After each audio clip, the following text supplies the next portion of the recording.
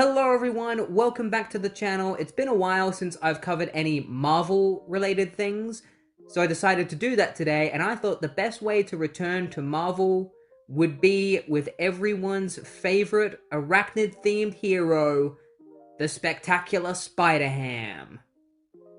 If you don't know who Spider-Ham is, he is simply a reimagining of Spider-Man if he was a pig. He comes from another universe known as the Marvel's universe, and in that universe, every notable Marvel character is an animal, and their name is normally some kind of pun on that animal. The names were often hit or miss. Sometimes you would have genius names like Captain Americat and Goose Rider, but then you would have stuff like Hulk Bunny. Like, how are those two things related at all? If you're going to make the Hulk into an animal, make it something that starts with a H, like Hippo, call him the Incredible Hippo, or Hulk Hippo. They probably just called him Hulk Bunny so that Bruce Banner's last name could be Bunny.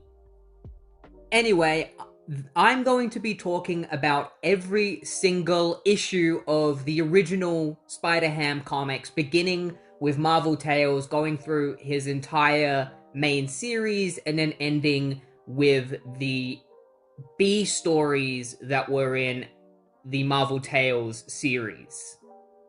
The entire series has been written by various writers, including Tom DeFalco, Steve Skeets, Mike Carlin, and Steve Mellor, with art by Mark Armstrong, Joe Albello, and Adam Kupperberg.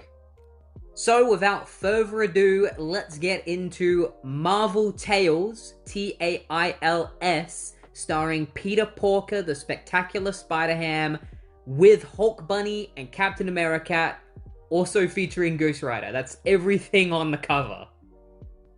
Despite this being his debut issue, the story doesn't begin with Peter Porker's origin as Spider-Ham. Instead, it begins with him fighting a group known as the Gopher Gang, and he works for the Daily Beagle, J. Jonah Jackal, and wants to set up his camera so that he can catch his fight against the gang. And I like that the camera is made, he's made a little web tripod. I think that's really cute.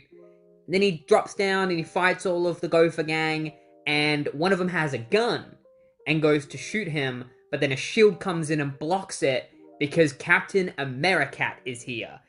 Unlike his main counterpart, Americat does not have super soldier serum. He's just a regular cat. He's so agile that he doesn't even need superpowers. Also, something that differs between this version and the main version is this version is called Steve Mouser instead of Steve Rogers, and he works at the Daily Beagle alongside Peter Porker as a reporter. So he helps Peter beat up the Gopher Gang. They get them all tied up and they head back to the Daily Beagle in order to meet with Jonah Jackal. And he's loud and obnoxious as usual, but he still has that main continuity thing where he's like, nobody's as lovable as me. But he tells Peter and Steve to head over to Video City, which is the new big thing where there's arcade machines and stuff, to go and investigate a mysterious marauder who has been vandalizing the place. When they get there, they find an amusement park run by this guy named Quincy Quackers, and he's annoyed by Video City because it's taking away his customers. Nobody's interested in going to an amusement park anymore. They all want to go to Video City. At the same time, there is also protesters outside of Video City protesting against video games. There's signs for no racist video games, stuff like that. So there's a little bit of politics thrown in here. It's very surface level though. And they are led by this old woman named Alice Groundy. Steve also interviews some guy named Randolph Rodent, who seems to be a bit of a schemy fella. The owner of Video City, Bartholomew Bark, believes that Randolph is secretly funding Alice's group because he wants to build a jelly bean factory over Video City. Bark hires Steve to find out who's been ruining and sabotaging Video City, and then he decides to head into Video City, and Alice and Randolph come with him so that they can have a tour of the place, and Steve and Peter head in as well, and that is where they meet Bruce Bunny, who is the one responsible for building all of the arcade machines, specifically a game called Gamma Gambit. As Bruce is showing Steve and Peter around, he notices that Randolph and Alice have gone missing, so Bruce decides to go and look for them and also fix the game machine. He goes up there, he opens it up, the mysterious Marauder arrives, shoves him in and locks him in there. And while he is locked inside Gamma Gambit, he gets hit with all of these mysterious rays, video game rays, and they transform him into Hulk Bunny. So this is Hulk Bunny's origin. And that's when Peter and Steve take off their clothes and become Spider-Ham and Americat. And as Peter investigates, Hulk Bunny comes crashing through the wall and thinks that Peter was the one that hurt him. So now Hulk Bunny is trying to kill Peter. Meanwhile, the Marauder is still vandalizing things, but Americat frightens him and the two fight one another. Marauder tries to hit Americat, but his shield is too strong to break through, so instead he throws a smoke grenade and manages to make a getaway. Peter hides up high from Hulk Bunny, but Hulk Bunny smashes the pillar that Peter is on, causing it to crash. He gets covered in rubble alongside Hulk Bunny, but Hulk Bunny manages to get out, and then he crosses paths with Americat, and the two fight one another. There's so much going on in this, because right after that, we cut to Peter, who is stuck under all the rubble, and it's basically a recreation of that one issue of Spider-Man that's well known, of him moving the metal that he's trapped under. So he does exactly that, and then he breaks through the ceiling, breaking into Americat and Hulk Bunny's fight.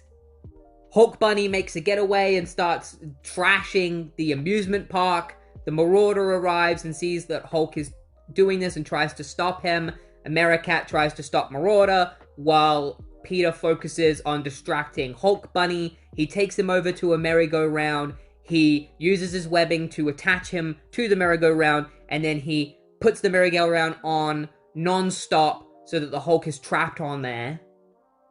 It's after this that the people that went missing arrive. They just went off to do their own things, and Americat and Spider-Ham reveal the identity of the Marauder. It turns out that it was Quincy Quackers the entire time. What a shocker. I was reading this, I immediately figured it out. It was him, because you see the Marauder's face, and he has the same shape as Quackers, so it's obvious it was him.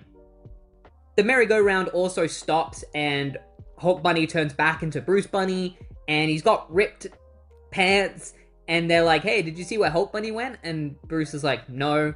And for some reason, everybody's just stupid enough to not figure out that it's him. Like, they don't even think to ask, hey, why are you half naked? And why are you wearing the same pants Hulk Bunny did? And so with that over, Americat and Spider-Ham head back to the Daily Beagle to meet with Jonah Jackal and print out the story.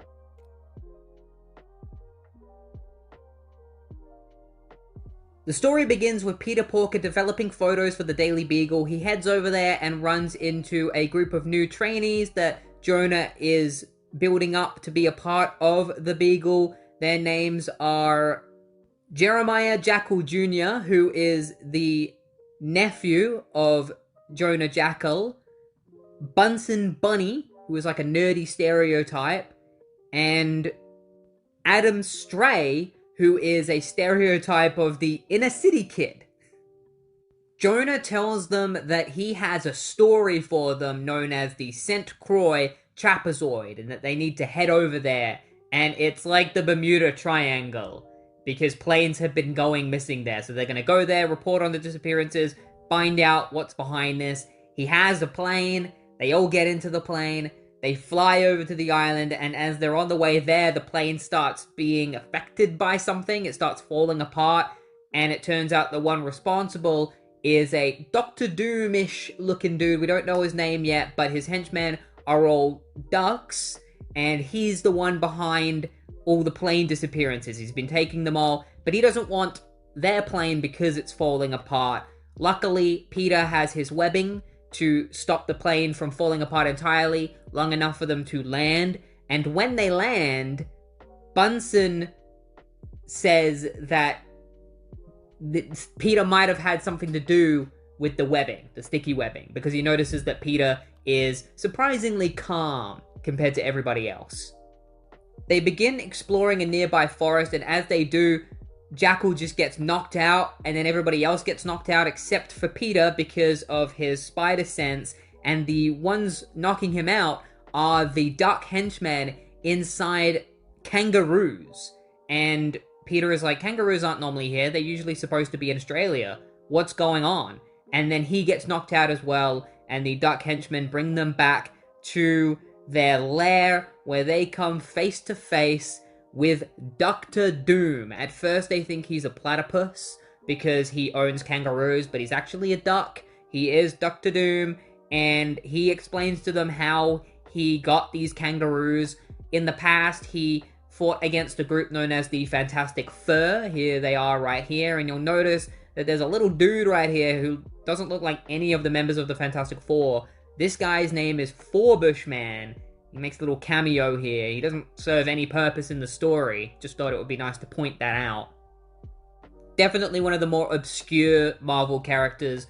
During this encounter with the Fantastic Four, Dr. Doom got sent flying into space by them, and then he landed in Australia, and as he fell down, the kangaroos thought he was a god, and so they started worshipping him, and then he brought them back to his lair to use them for his secret plan, which involved stealing planes. We'll find out what that plan is later. For now, he decides to throw our heroes into a prison cell where they notice that some of the other cellmates are acting really weird. Their minds are all messed up, and according to this one guy, it's because of Dr. Doom's experimentations. And that is when one of the duck henchmen comes in and decides to take him away, and we find out that the experimentations is they use mind control to force the people to play rock music for the kangaroos, because apparently these kangaroos are really good, they have really good music taste.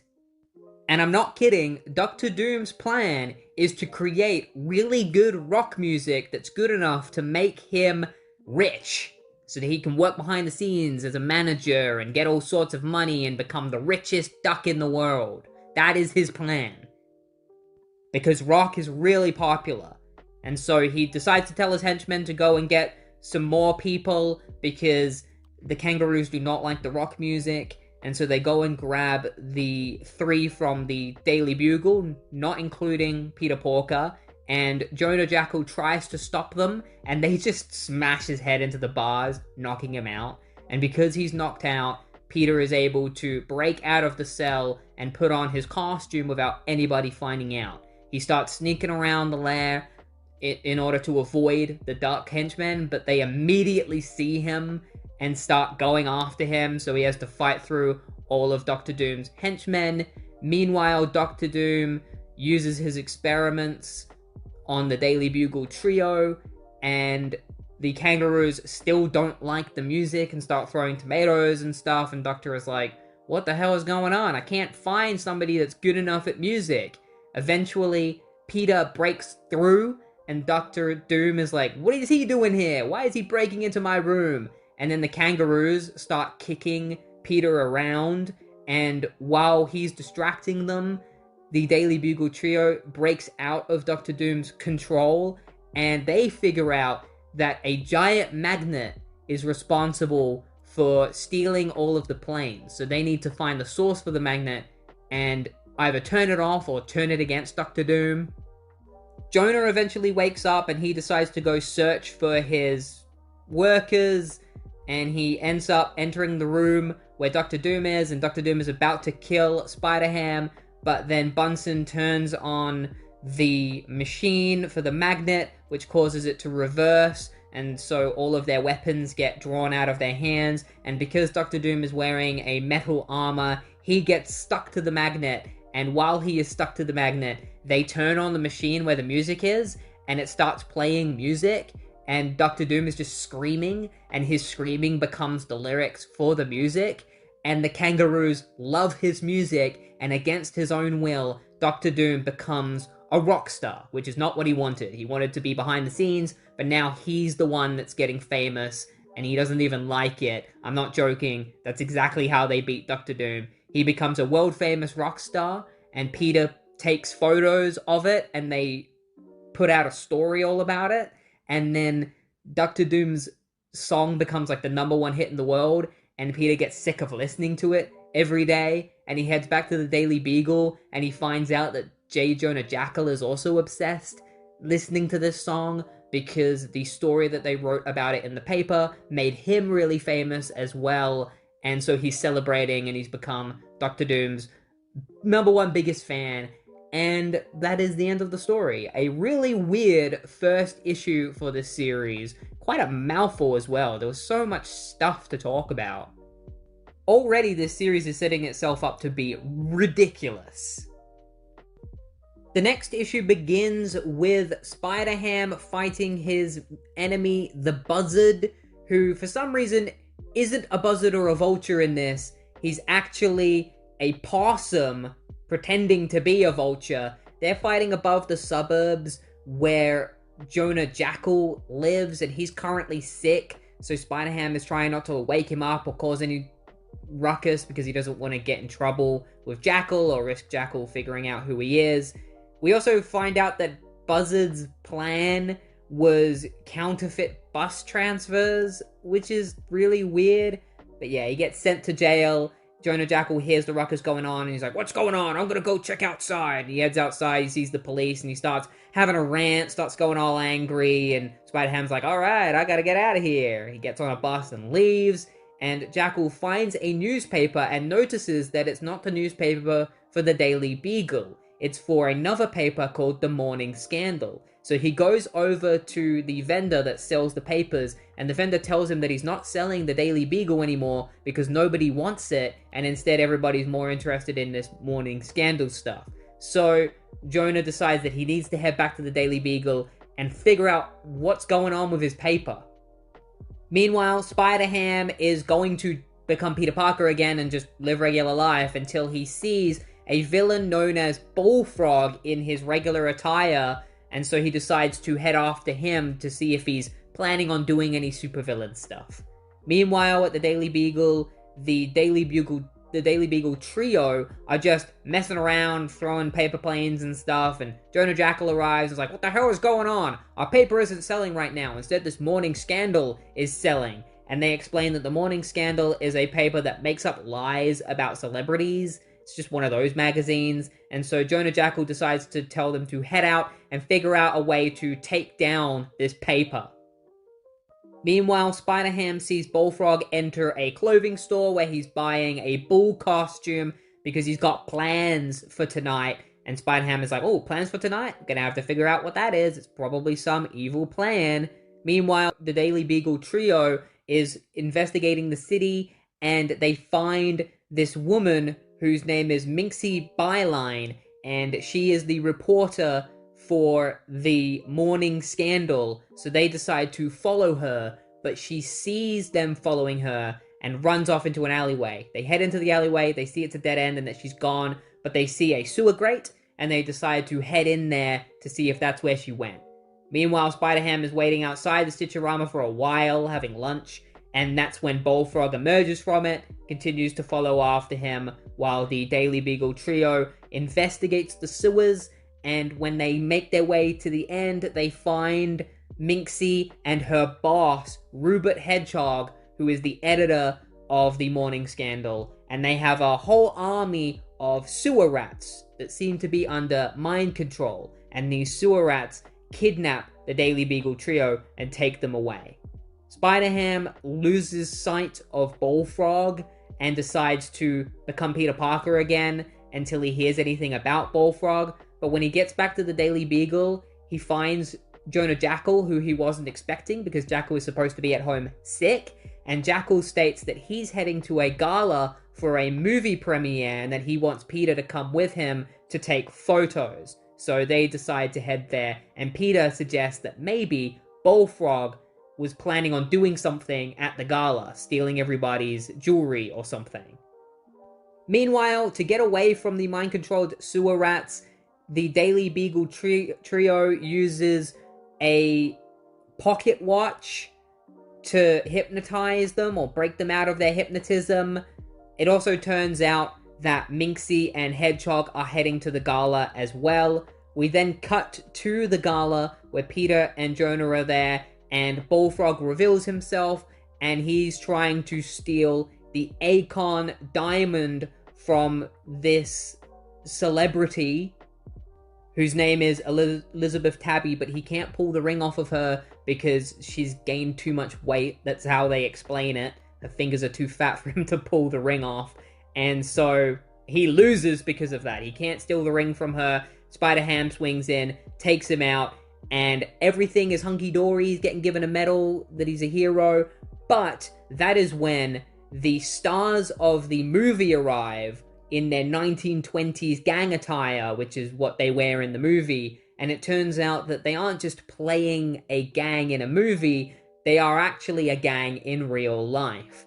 They used to be thieves, and then they were captured by the police, and then they managed to get out of prison, got normal lives, hated having normal working everyday lives, and decided to come up with this scheme where they would pretend to be actors, and then once they would have a gala, they would get everybody's money. They'd steal all their money. So that's exactly what they try to do. They turn against everyone, try to get them to give them all their jewelry and stuff, but that is when Bunsen arrives with all of the sewer rats, and he orders the sewer rats to attack the gang. So the gang gets beaten up by the sewer rats, and Spider-Ham also fights some of them. They beat them, and Hedgehog and Minxie decide to leave town because nobody likes their paper anymore. So they decide to head to Cleveland because they might need a newspaper there. And J. Jonah Jackal is pissed off that Peter isn't here because he's busy being Spider-Ham. And Spider-Ham's like, man, why do I keep doing this superhero job when all it does is make Jackal hate me?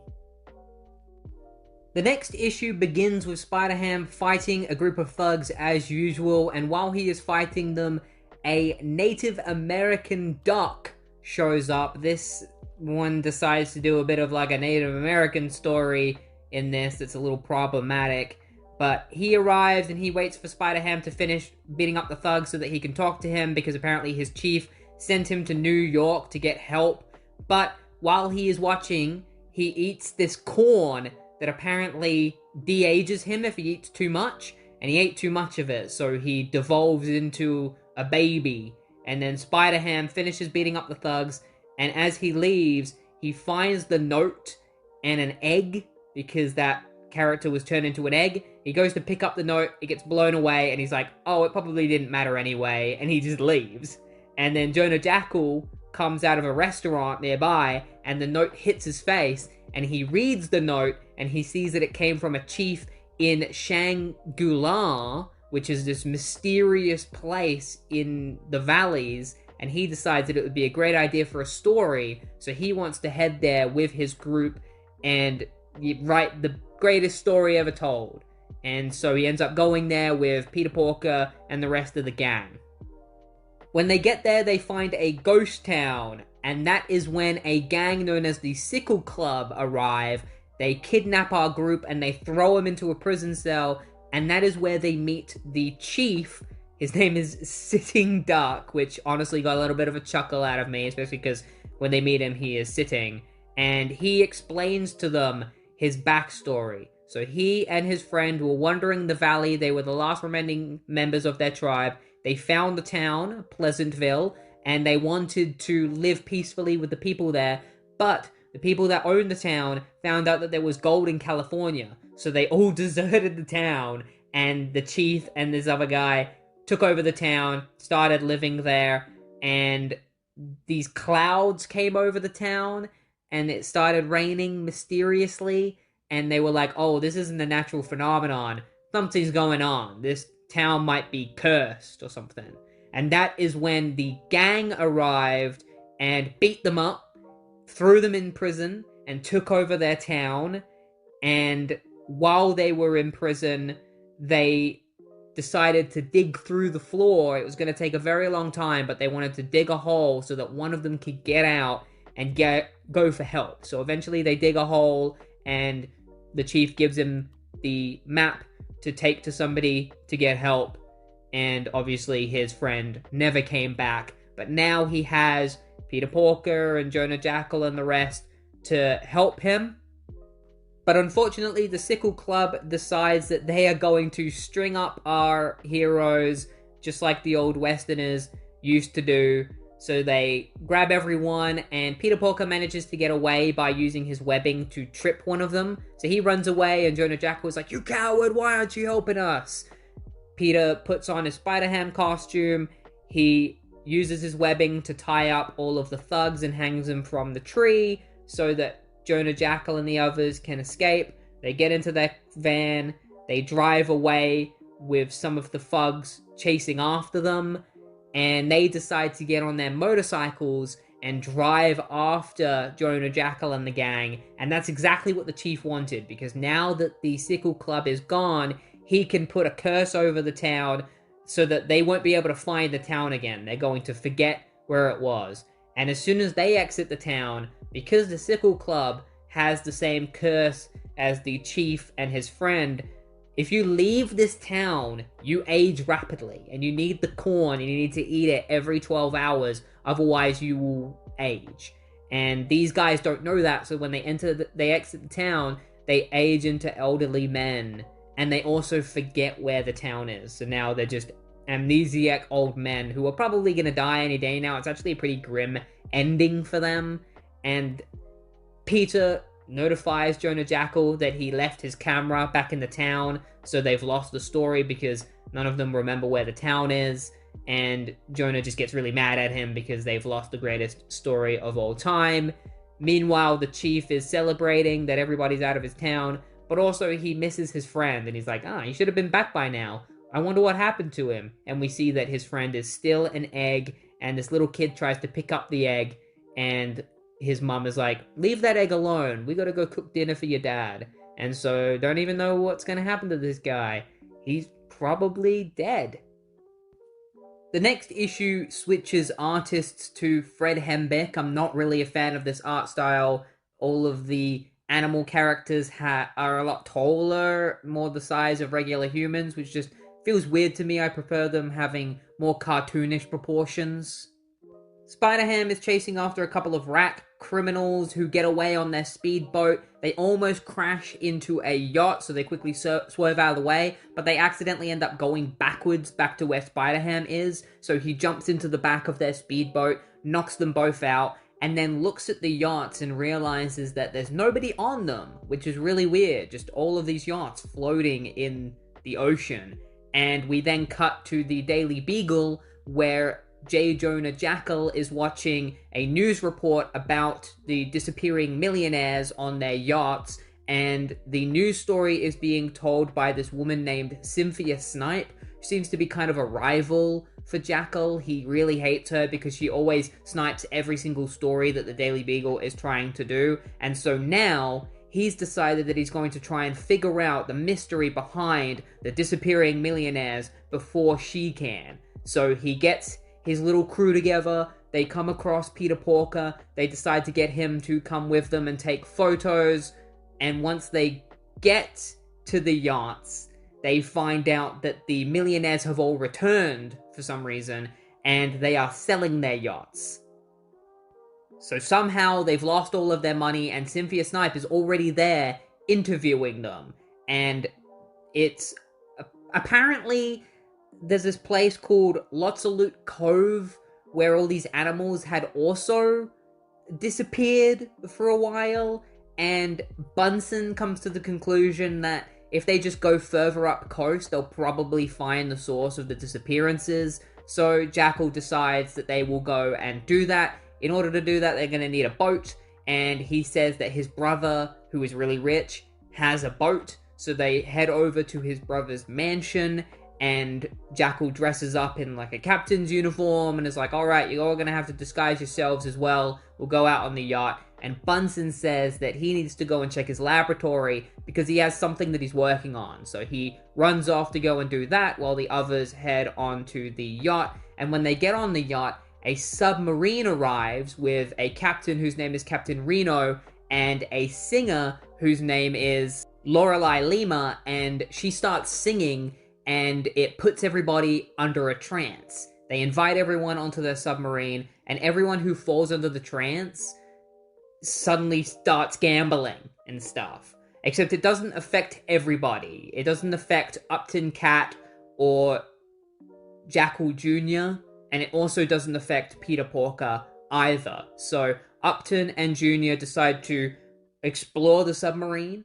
They head into what looks like the captain's quarters, and they find a couple of missile silos. They don't realize that they are missile silos, but they decide to hide inside of them because they sense Captain Reno coming in. Captain Reno, one of the funny things about him is that he's normally really short, and he wears these boots that make him really tall so that people can take him seriously. And it's in this moment that he recounts his origin stories, where he was the owner of a shrimping business and he became a millionaire. He tried to join a yacht club, but they wouldn't let him join because they all looked down on his shrimp business. And so he headed to a nearby club, and while he was there, he met Lorelei Lima, and he noticed that her singing was causing the customers to become addicted to gambling. So he decided to take advantage of that, get revenge against the millionaires who were laughing at him and stuff. So he would use her to get them addicted to gambling so that they would use all of their money.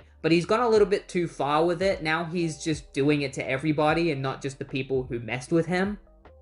And Lorelei questions this to him. Is like, why are we still doing this when you've already gotten revenge on those people that made fun of you? Now you're just doing it to innocent people. And then Spider-Ham shows up, and so Reno sends his thugs after him. Spider-Ham fights the thugs. He punches one into a couple of switches next to the missile silos, which shoot Upton and Jr. out of the submarine and into the middle of the ocean. And then Spider-Ham gets knocked out. And it's while they're in the middle of the ocean that Bunsen arrives. It turns out he went to his lab because he just happened to build this robot that can swim in the middle of the ocean. It's kind of ridiculous. And so he's able to save Upton and Jr.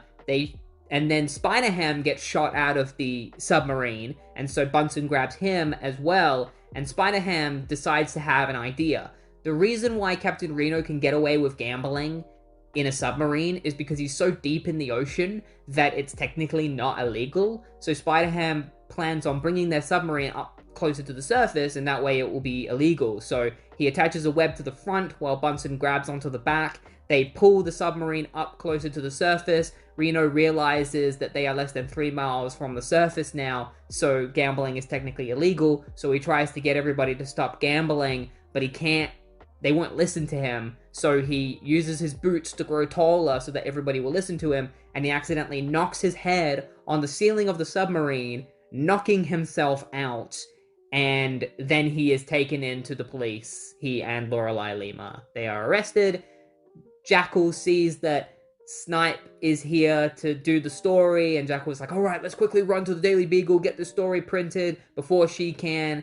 And so they decide to hurry off there and get that done, and that is where the story ends. I always feel like I'm just overwhelmed by information because there's so much going on in these books. There's so much dialogue and stuff happening at all times.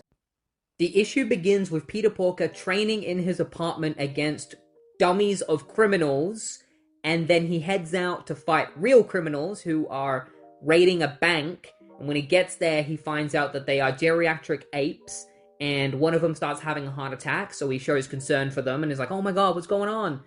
And the geriatric ape just kicks him in the face, knocks him out because he was faking having a heart attack. So they all run off laughing, and Peter Porker is like, whatever, I'll deal with them later. I gotta go to an indoctrination ceremony at the Daily Beagle where they are indoctrinating new reporters. So we cut to that, where Jackal is about to start the ceremony when he is interrupted by this kid known as CF Pup, who is backed up by this other kid named Farnsworth Jr. III, and with the money from Farnsworth, he has bought the Daily Beagle off of Jackal's mother, who owned all the stocks.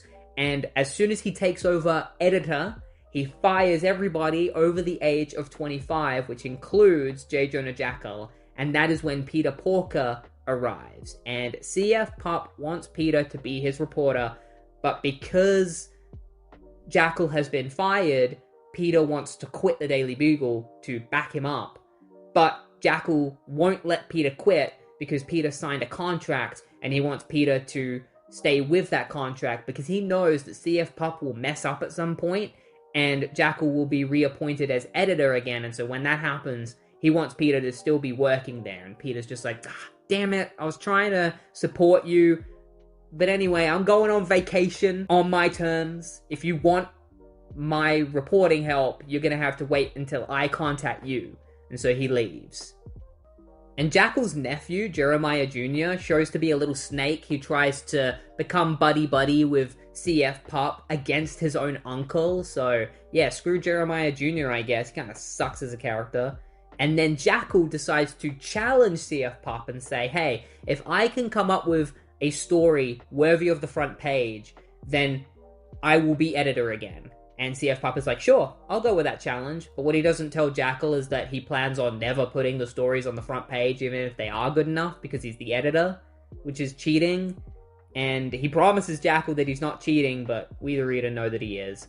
And so Jackal heads out to go and do some stories. At first, he reports on this guy feeding pigeons, and he sees that it's not really coming up to anything, so he decides to leave. And as he leaves, the pigeons grow to enormous size, and it turns out this guy was a professor who was experimenting on pigeons, so Jackal missed out on that opportunity for a story, and so he goes to do another story with these two geriatric old men playing chess, and it turns out one of them has lost 3,786,427 times, and as Jackal leaves, the one that lost draws a gun on the guy that won, and kills him off panel. Yeah, that's right, he draws a gun and kills this guy, and Jackal misses out on the story. Like, this series just gets ridiculous. Jackal decides to write one more story at the old goat's home. He heads there, he sees a bunch of geriatric monkeys with bags going into the basement, and he notices that the people that come out are all young. And so he heads down there and he finds out that these geriatric monkey criminals are actually young people in disguise and that they've been stealing money, so he decides to go undercover as them. Meanwhile, Spider-Ham is following the geriatric monkeys, and he grabs one of them and doesn't realize that it's Jackal in disguise, and Jackal explains to him what he's doing, and so Spider-Ham decides to fight the geriatric monkeys. He knocks them all out, beats them all up, and Jackal gets the story, and he gives it to CF Pup, and CF Pup decides not to post it on the front page, and instead post it on the 7th page.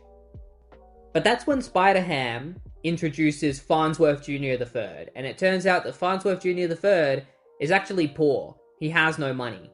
And so CF Pup has no funding, and now he can't be the editor of the Daily Beagle. But then he reveals that he's not even a kid, he's actually an old man. He's Jackal's old professor. And then Jackal reveals that this isn't actually Jonah Jackal. He was Jackal's mother the entire time. And that he was pretending to be Jackal, who is currently off in another country, so that she could protect her son's reputation. And yeah, the reason why CF Pup pretended to be a kid was because he wanted to work as a reporter, but nobody would hire an old man, so he pretended to be a kid. And that's how we got to this point. And so Mrs. Jackal takes over the Daily Beagle until her son gets home.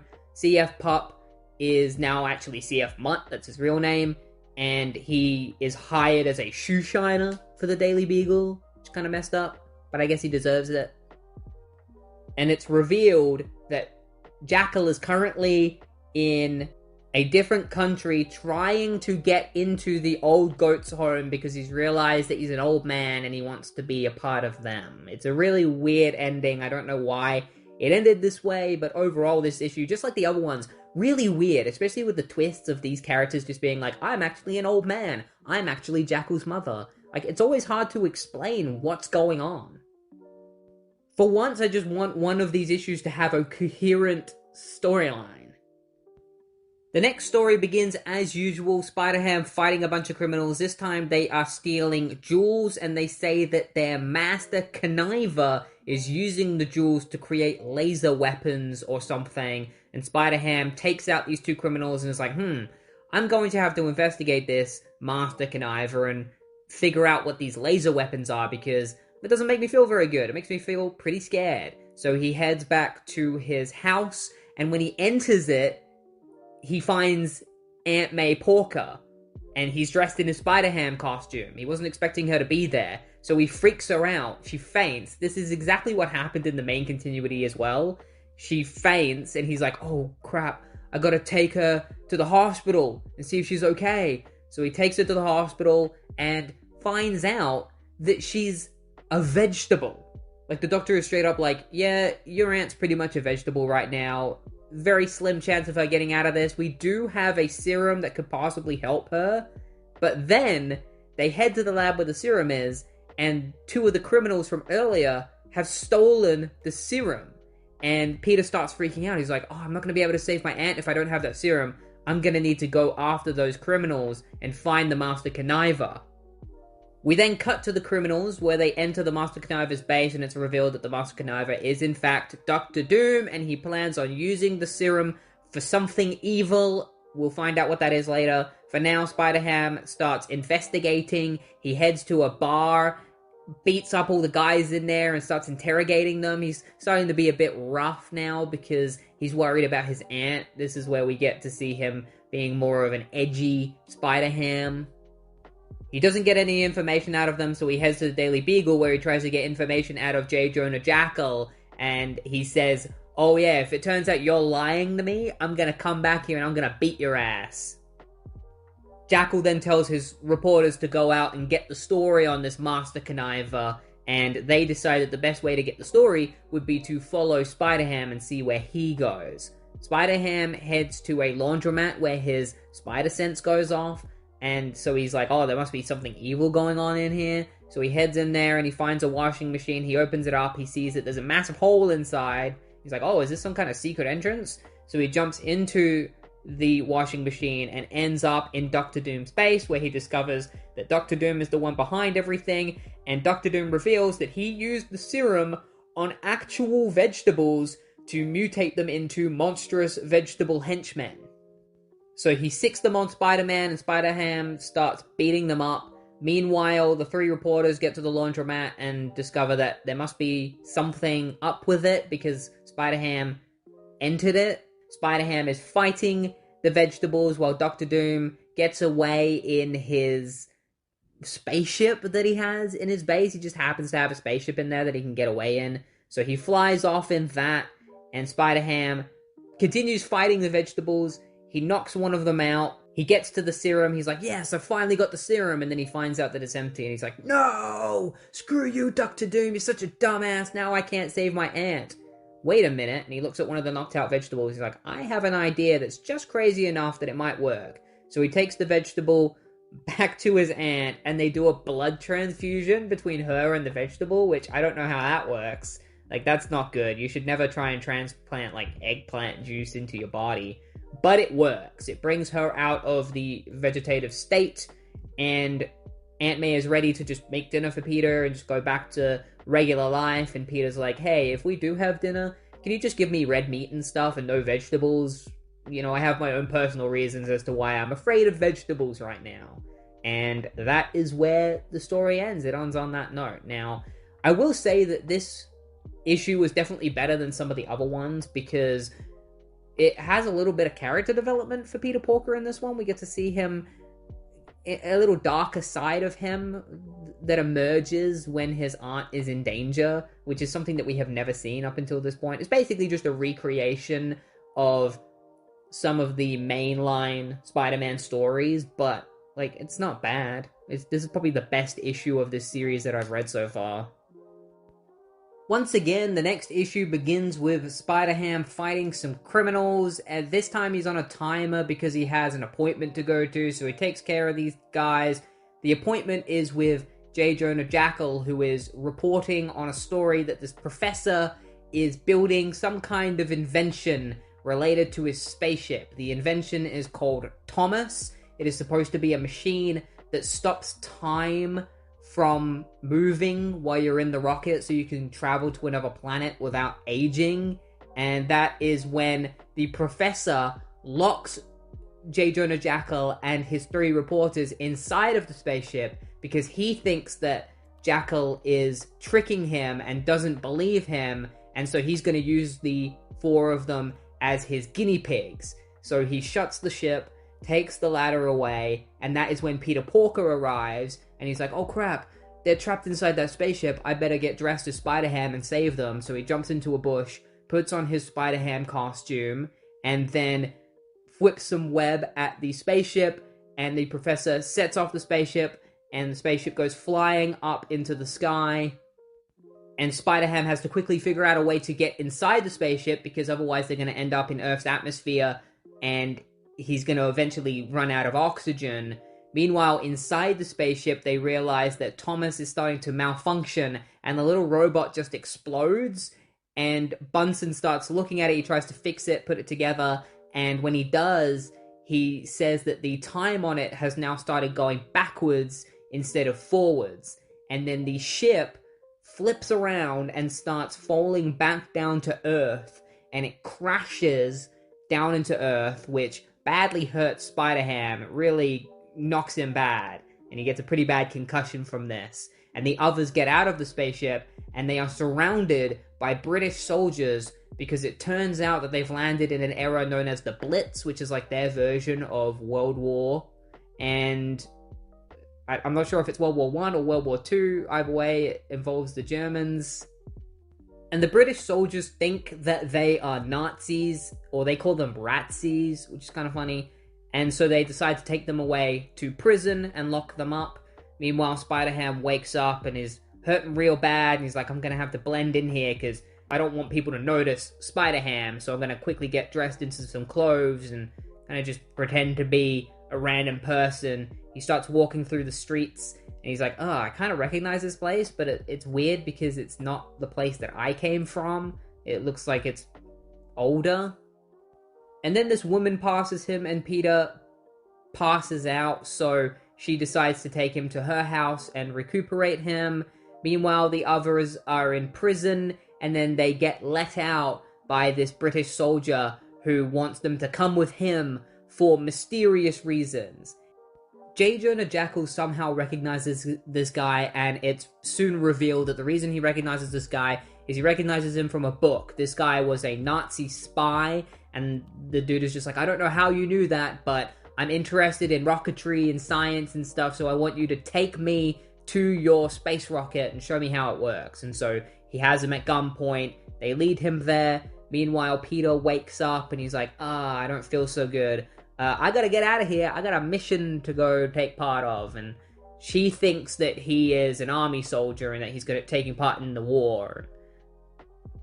So he leaves in search of his friends, and when he arrives at the rocket, he sees that his friends are at gunpoint by a Nazi, and so he takes off his clothes and becomes Spider-Ham. He goes in, knocks the gun out of Nazi's hand, knocks the guy out, and then they tie him up, revealing that he is a Nazi spy to everybody. They get into the rocket ship, they fly off, heading back to their time, where they crash land into the professor's house. Spider-Ham jumps out, he knocks out the professor, and they decide to tie him up and send him to prison as well.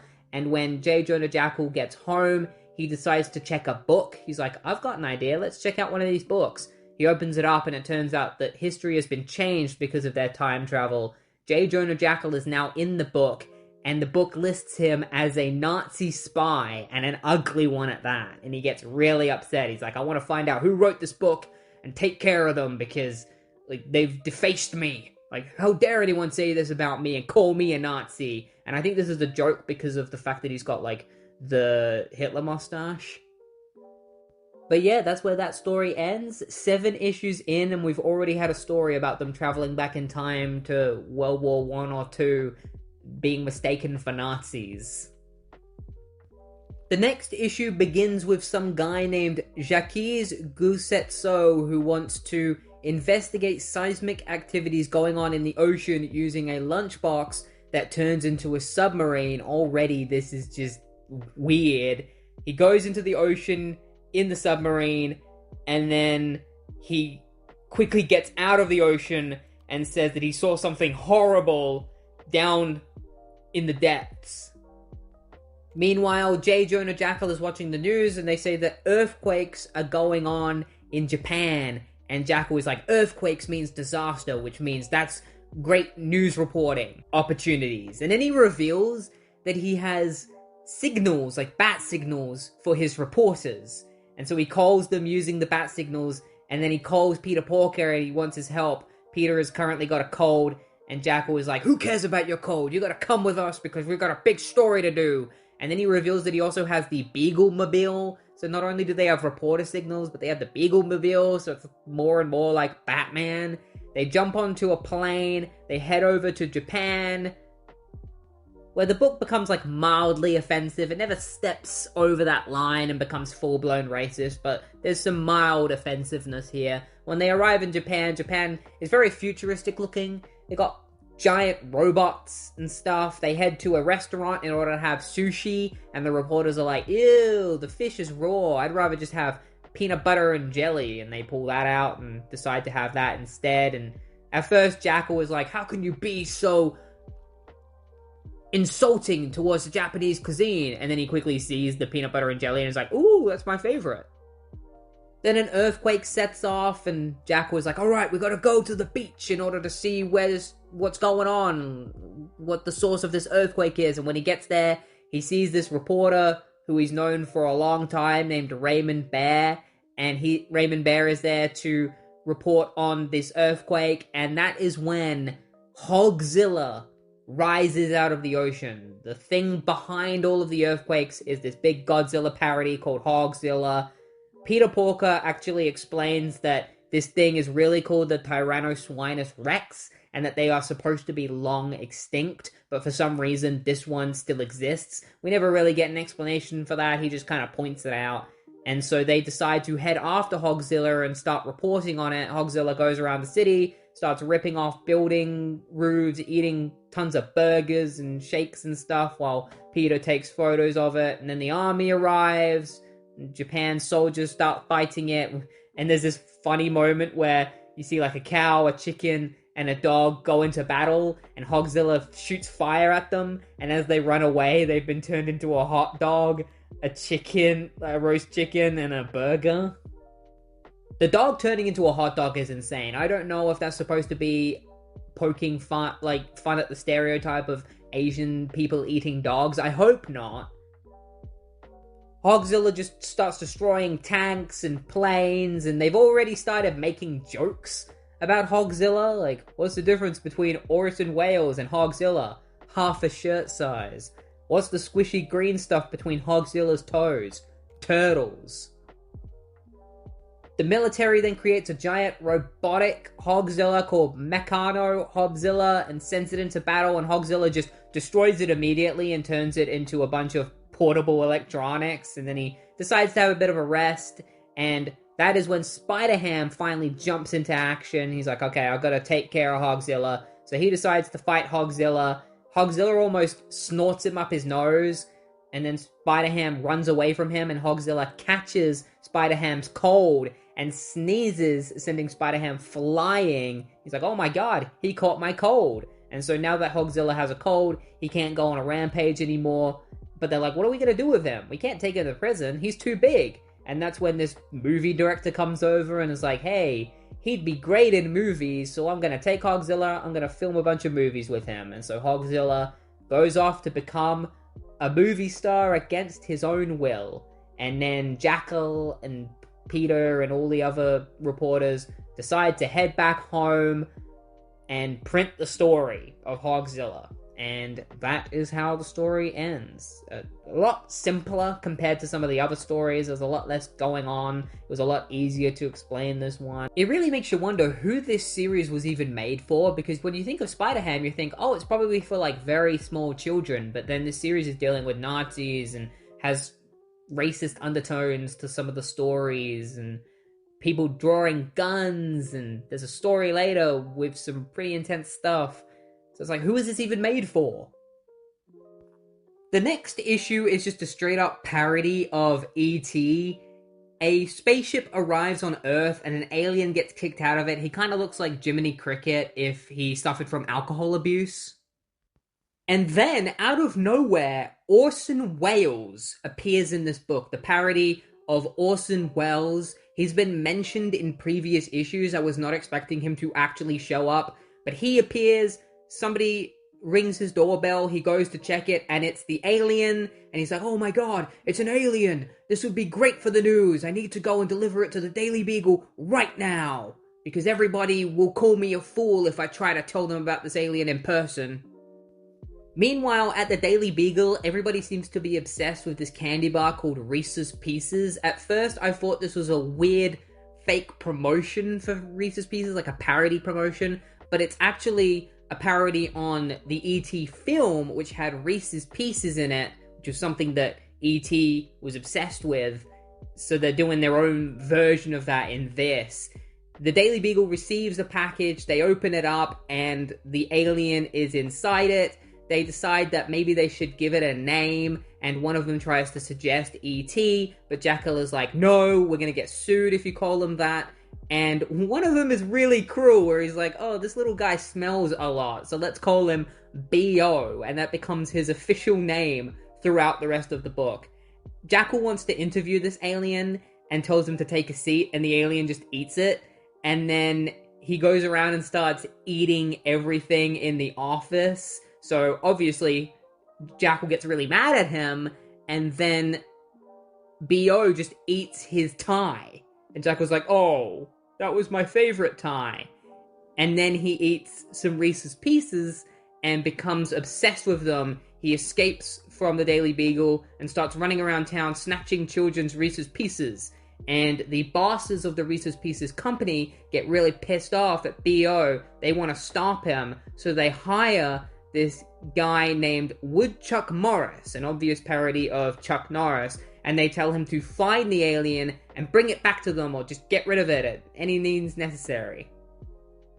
Meanwhile, Spider-Ham is also looking for B.O., and he comes across him stealing some Reese's Pieces. He tries to fight him, but gets his block knocked off, and then B.O. comes over to him with a shining finger, and Spider-Ham thinks that it's a healing finger, like in the movie E.T., but it's actually a finger that electrocutes you. He electrocutes Spider-Ham and then runs off, and Spider-Ham is just like, "Ah, you little bastard."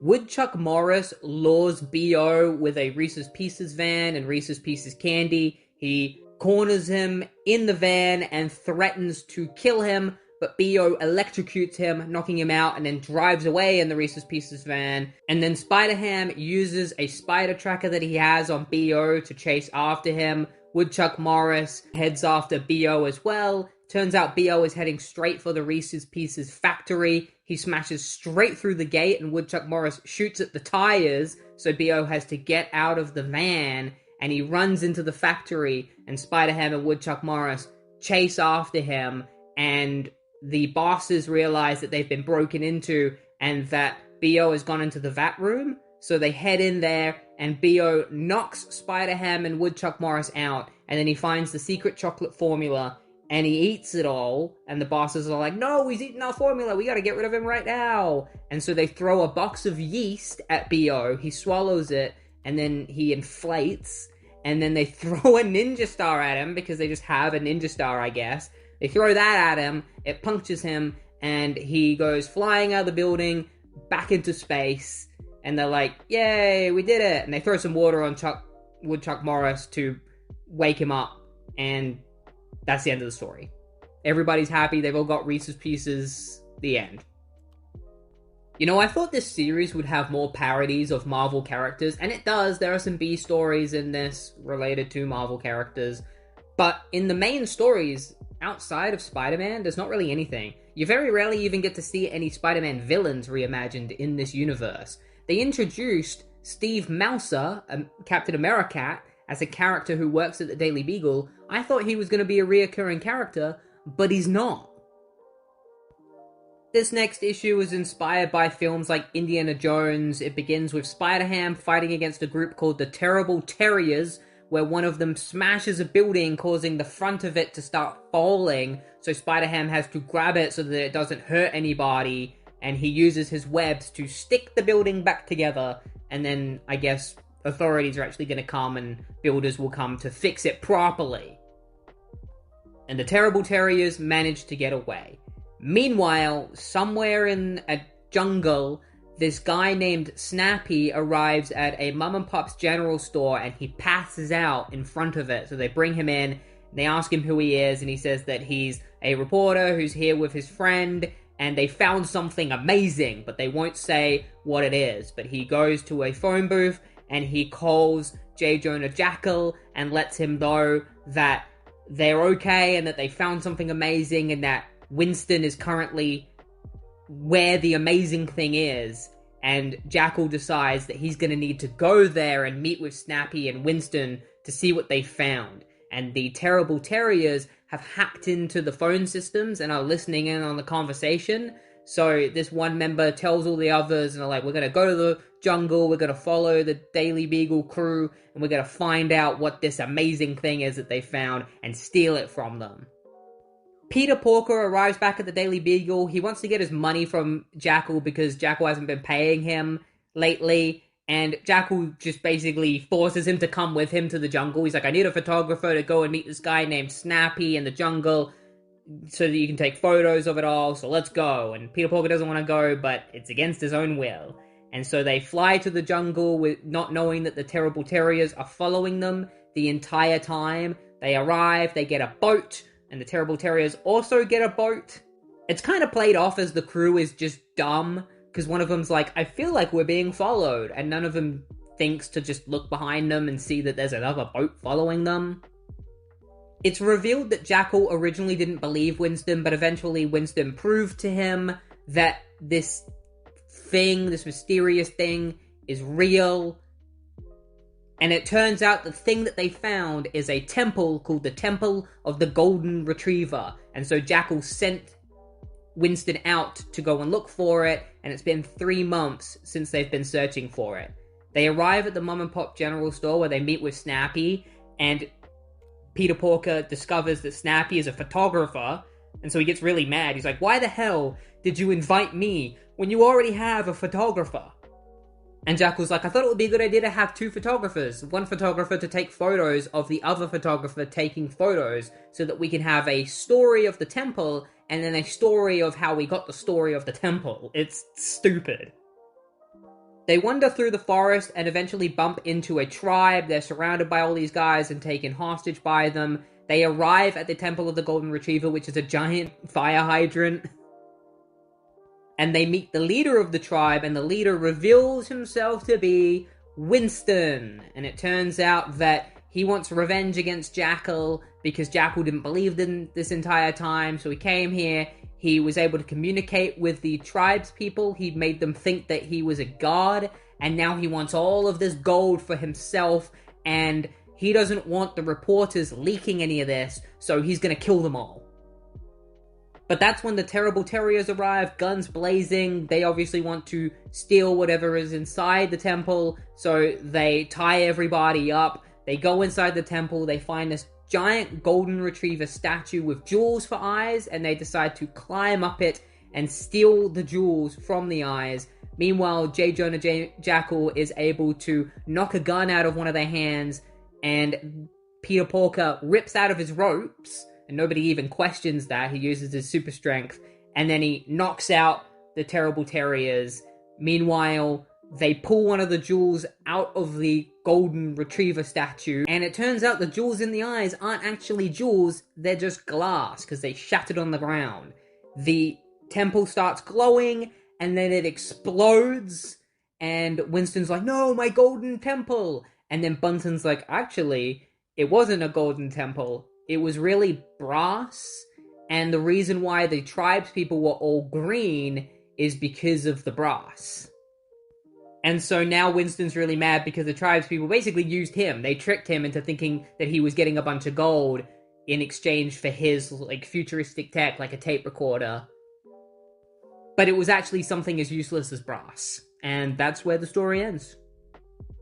Peter Porker wonders if the Terrible Terriers will ever return.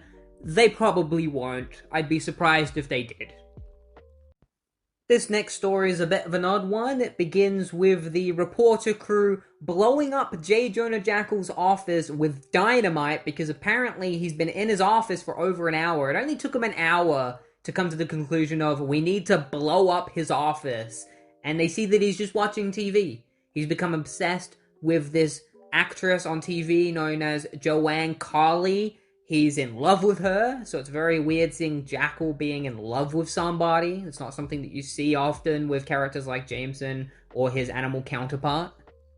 They try to tell him that something is going on in the city worth reporting, but Jackal just yells at them and is like, "Can't I just have an hour where I can enjoy my shows?" And so they decide that they're going to have to call Peter Porker and get his help, because that's what J. Jonah Jackal would do. So they call Peter Porker, and he's kind of pissed as well, because he just wants to watch Joanne Carley on the TV as well. Everybody seems to be obsessed with this woman, and they tell him to look out the window to see what they're talking about. He goes to look out the window, and he sees a giant wolf robot. He's like, alright, I guess I'm gonna have to go and take photos. I hate the fact that I have to do this. I wish I could just have some time to myself. And as he's complaining, he gets tangled up in the phone cord. It's kind of a nice visual gag. He puts on his Spider-Ham costume, jumps out the window, and decides to fight the wolf robot. He tries to stop it with his webbing, but it just blows back in his face, and he gets stuck in his own webs. And we see that the person controlling the wolf robot is known as the Dragon Lassie, and it's definitely not Joanne Carley in disguise. There's no way. The wolf robot is about to step on Spider-Ham, but he sees a button underneath it. The robot was built in Japan, and this is its transformation button. So he presses it, and so Dragon Lassie has to quickly jump out of the wolf robot as it transforms back into a mechanical lamb form. So at that point, it's just useless.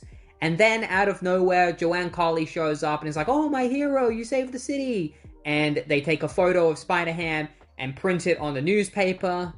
And Jackal sees this, and it really pisses him off because he's in love with Joanne, and Spider-Ham is getting pictures with her. And that's when Dragon Lassie calls him and tricks him into thinking he's going on a date with Joanne Carley. So he runs off, eager to go on this date. Peter Porker arrives with his photos, and his colleagues tell him that he's too late. They've already printed the paper, and Peter's like, "Man, I'm really getting caught up with my Spider-Ham and Peter Parker life. Staying up late and all that. It's causing me to get to work late, and now my photos aren't getting printed." And then Peter answers a phone as it rings, and he picks it up, and he's like, "Oh my god, the Dragon Lassie's got J. Jonah Jackal." So he is gonna need to go and save him, but everybody in the Daily Beagle seems to be happy. They're like, "Yay, he's been kidnapped." And Peter's like, "Hey, you should care about him. He's the reason you have jobs, and even though he's a bit angry at times, he really cares about you and is trying to help you in your careers." And they're like, "Okay, fine, I guess we gotta go save him." So Peter puts on his Spider-Ham costume. Turns out Dragon Lassie has J. Jonah Jackal hanging above a pan that she's gonna cook him in. She's waiting for Spider-Ham to arrive so that she can have him in her clutches. Jackal starts complaining about the harassment, and somehow Spider-Ham hears him. It's like he's got super hearing or something. So he crashes into the building, and instead of going to save Jackal, he attacks Dragon Lassie, knocking her down, and then he pulls her mask off, and it's revealed that she is Joanne Carley. Shocker. But they even make the joke of, like, she's the only female character in this book. Of course it's her. Jackal is pissed at seeing the both of them together, so he breaks the rope himself and gets in the way of Spider-Ham and Joanne. Is like, "No, you're not going to send her to prison or anything. She didn't break any laws except kidnapping. I'm not going to press any charges against her." And Joanne explains the reason why she's gone through all of this is because she needs to get her face out there, and the best way to do that is to have photos with important people, and Spider-Ham is up there as one of the most important people ever. And Jackal is just like, "Hey, if you dated me, I would just put your photo on the front page all the time." And so she agrees to date J. Jonah Jackal purely just for this reason of getting a photo posted on the newspaper. So I kind of feel bad for Jackal because he's going to get used by her. And later she does get what's coming to her, as it turns out her TV show is cancelled because she's dating a publisher. And so Porker's like, "Ha, karma's a bitch." The next issue begins with J. Jonah Jackal bringing his crew on a trip. This time they're not going to temples or anything like that. They're just going to Wisconsin because he needs to judge a local beauty pageant in a town known as Hokawatomi, land of cheese and cheese byproducts. And when they get there, a thug rushes through them. He's been stealing stuff. He's got a big bag. And Peter plans on taking the guy out, but the dude gets tripped over by a couple of cops known as Sonny Quacker and Ricardo Slug. And they want to know who this thug is working for. This guy's been stealing cheese, and he works for a person who makes the cheese into Cheese Whiz and stuff like that. And the guy's like, I ain't telling you anything. I know my rights. And so they take the guy away with them and drive off.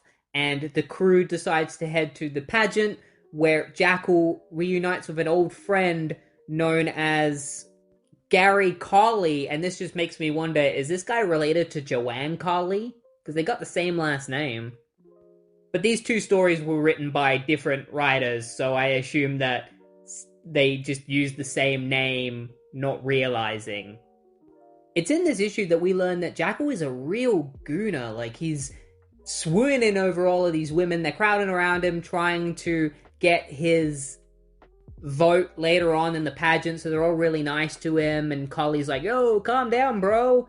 And Jackal heads off to get ready to judge, and he tells Peter Porker to get plenty of cheesecake, which I think is him telling him, like, get plenty of pictures of their asses. I'm pretty sure that's what he's saying. Like, I thought this was a kid's book, like a little kid's book, but it is not that. As Peter is taking photos of the women, this guy comes over and asks for his help. He knows who is the one behind stealing all the cheese, but before he can tell Peter, a brick gets thrown at his head and he gets knocked out.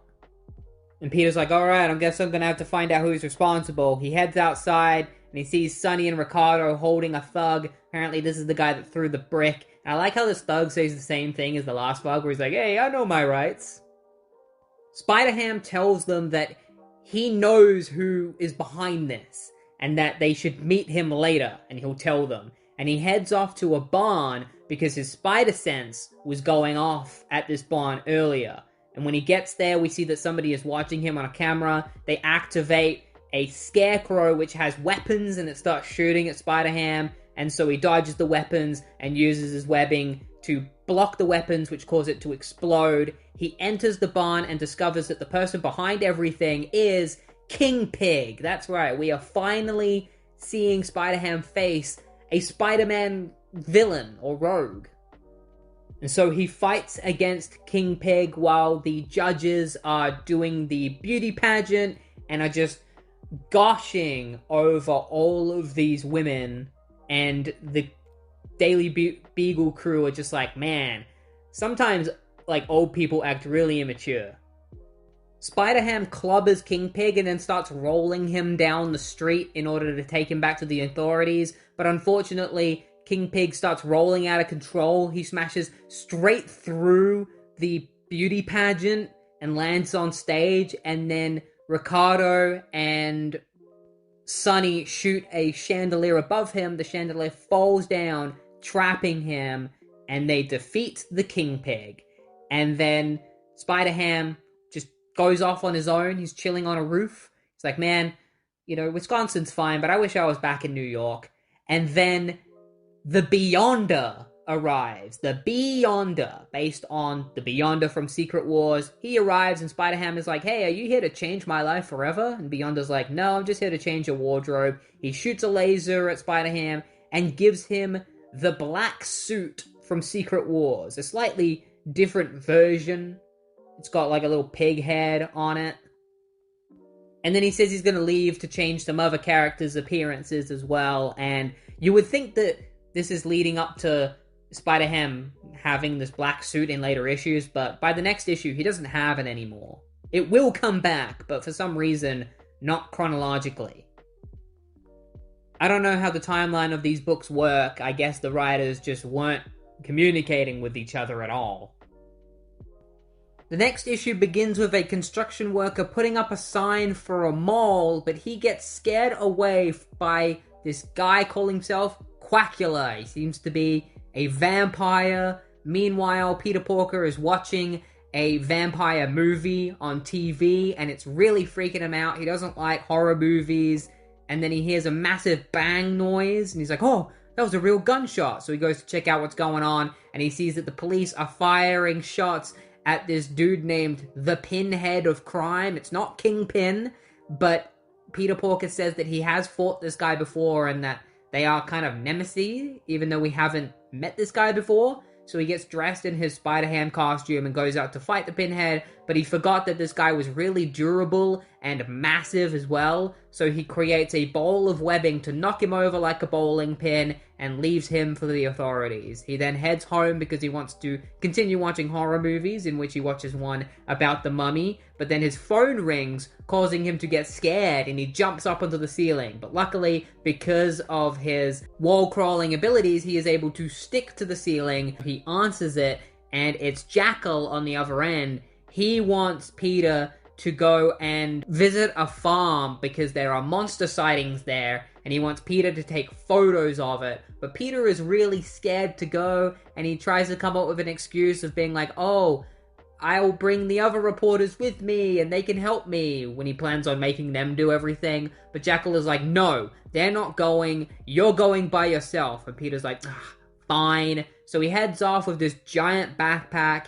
He sees something swoop over his head and he thinks that it's a vampire, which scares him into running into a local barn where he sees a shadow with a pitchfork and he thinks it's a monster. And then all of a sudden, the three reporters jump out of his bag because they were hiding in there the whole time, and they start taking photos of this monster, but it turns out it's actually a farmer known as Old MacDonald. Yes, that's really his name. And they tell Old MacDonald that they're here to report on the monsters so that nobody will come to his barn anymore. And Old MacDonald is like, yes, that's awesome. That's exactly what I want. So I'll hire you. You can stay in the barn.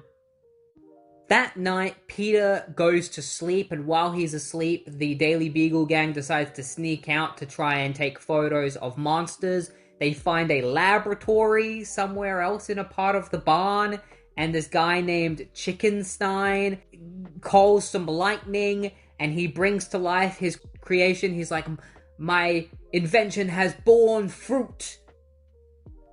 Made from giant mutated vegetables and fruit, I present to you Chickenstein's monster. And so we see this big monster made out of vegetables and fruit.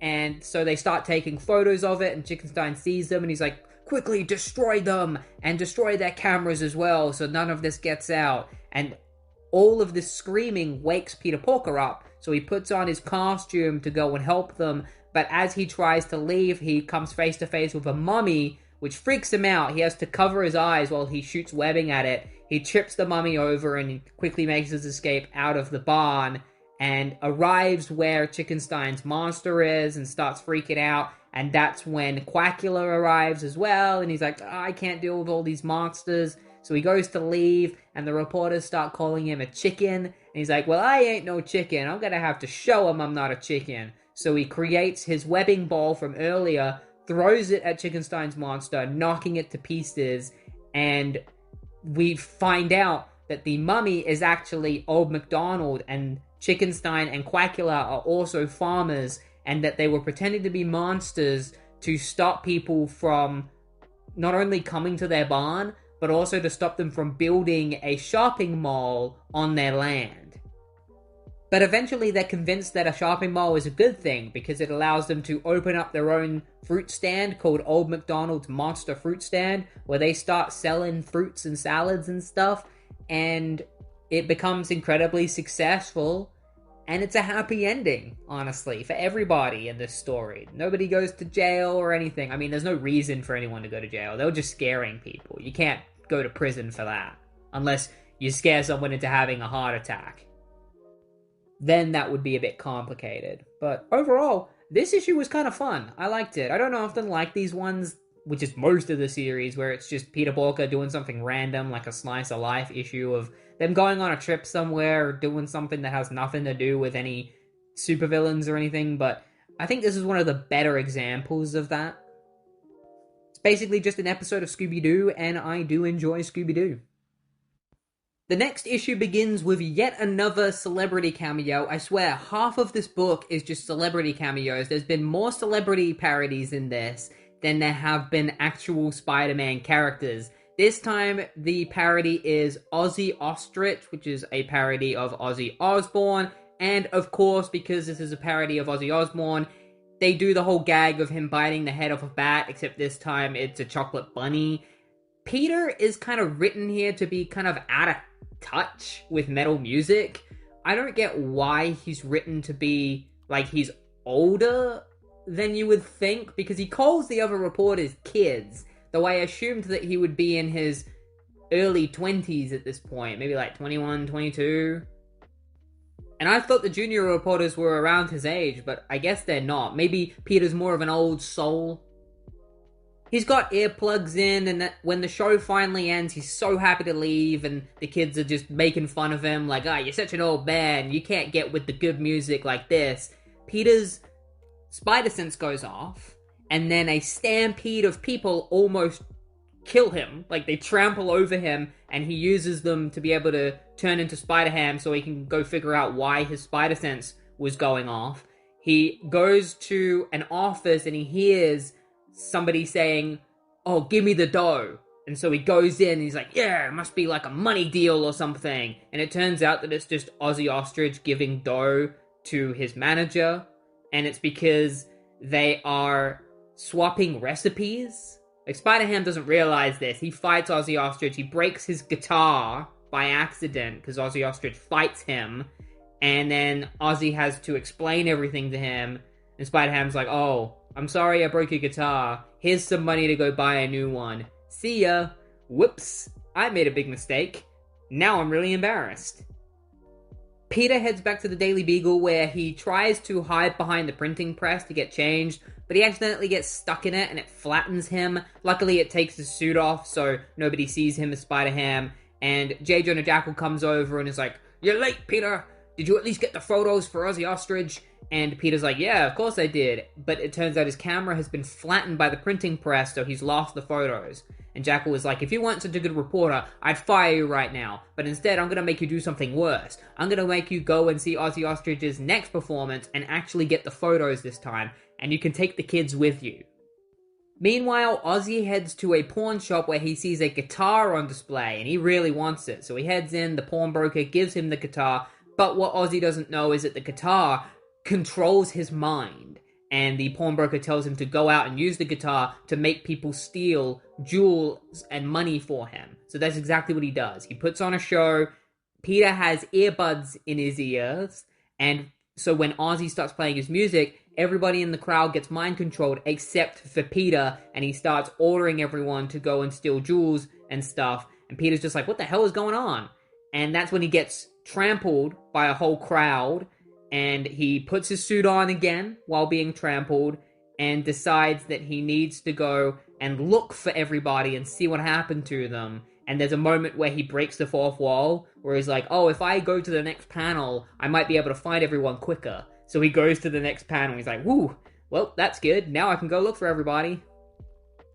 We see that everyone is robbing jewelry stores and banks and stuff, and they head towards the pawn shop to hand it all over to the pawnbroker, but then Spider-Ham breaks in and tries to stop him, and Ozzy Ostrich tries to mind control Spider-Ham with his guitar, but it doesn't work, and so the pawnbroker sends his crowd of mind-controlled fans at Spider-Ham, but Spider-Ham gives them all earbuds so that they can ignore the music. And then the pawnbroker runs away, tries to get away, and Spider-Ham tricks Ozzy into smashing the guitar over the pawnbroker's head, knocking him out, freeing everybody of the music control, and that's where the story ends. Simple as that. A very quick ending, and while I'm not really a fan of a lot of these celebrity cameo stories, I'd much rather these stories just focus on different versions of Spider-Man villains and stuff. This was one of the better ones. I think the Ozzy Ostrich parody was actually quite funny. And I'll take a music mind control plot over any other plot that we've seen before. One thing I do want to note is that at the end of that issue, we have a page showing us all of the animal versions of a bunch of characters, and for some reason, they're all Marvel characters except for Sylvester Stallone is here. I don't know why there's one celebrity here and it's Sylvester Stallone, but he's Sylvester Stallion. This is also the first time we get to see Mary Jane Watson in this universe, which is Mary Jane Water Buffalo. There is a version of her later where I think she's called Mary Crane Watson, and while that does work more with the name, I do prefer the Buffalo idea just because it's more unique. I just don't get why these characters haven't appeared in any of the main stories. Where is Harry Ocelot, Flash Tomcat, Batty Brant? Most of the series takes place at the Daily Beagle, and yet Batty Brant has never appeared, which is bizarre. So it turns out, in the next issue, they do exactly that. They actually start introducing Spider-Man characters into the main cast, beginning with Batty Brant, who, much like in the main continuity, Peter has dated in the past, and he still hasn't really gotten over her. There are a lot of things that he points out that he loves about her, like her translucent ears, and the way her nose crawls every which way all over her face, and her leathery complexion. It's kind of gross. But I mean, everybody's got their thing. So he goes over to Batty, and he tries to ask her out on a date, but he does it in a bit of a douchey way, and so she spits water in his face. And then he's like, oh, I'm not going to fall for those childish acts. I'm not going to be all childish. And then he ends up just being childish. He goes up to her, and he's like, pardon me, Batty. And then he just starts making faces at her. And so she leaves, and he's like, whatever. What is it with women? Like, why can't I find love? And then he just breaks down in the middle of the Daily Beagle and starts crying his eyes out because nobody loves him. And this is the first time we get to see Peter Porker's backstory. Yeah, we're getting his origin story 15 issues in. There's 2 issues left of this main series. So originally, Peter Porker was a spider who was friends with Aunt May, and Aunt May is a secret genius who created a radioactive powered hairdryer, and she sits in it, and then it affects her, like she hits her with radiation, and she suddenly loses control of herself. She grabs Peter and bites him on the head, and that transforms him from a spider into a pig, and that's how he became Peter Porker. And she passed out after this, and he starts to feel real weird, so he heads out onto the street. He almost gets hit by a car and jumps up onto a wall and attaches to it, which is how he discovers that he has spider abilities. And then he heads back to Aunt May's house, and when she wakes up, she thinks that he is her nephew, and so in order to not shock her or give her a heart attack or anything, he pretends to be her real nephew from now on. And then he creates a costume for himself and becomes Spider-Ham. It's a very weirdly complicated origin story for a character. It's after this that we get introduced to more Spider-Man characters. Flash Tomcat makes his debut alongside Liz Alley Cat. They're dating just like they usually do in the early days, and Flash is real mean to Peter, bullying him and stuff, and he just leaves Peter in the dirt in his car, and Peter's just like, Flash can have love, then why can't I? And it's at this point that he decides to give up being Spider-Ham.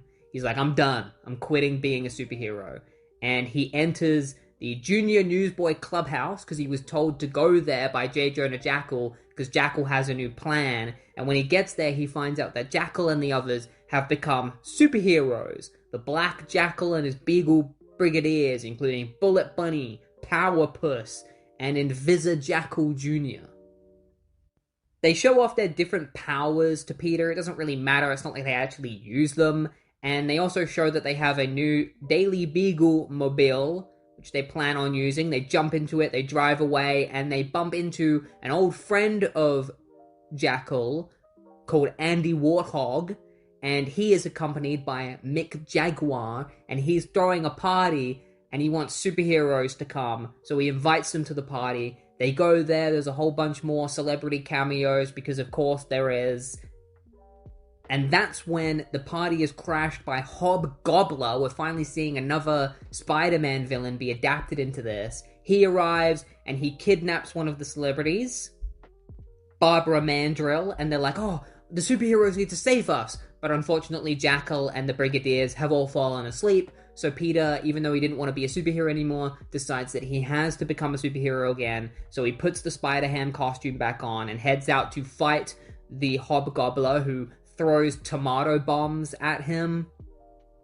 Peter punches him in the face, causing him to drop Barbara, so Peter chooses to catch her instead of stopping the Hobgobbler, and the Hobgobbler manages to get away. He takes her to safety, and then gets back into the Daily Beagle-mobile, where he drives away with the Brigadiers, who are all still asleep.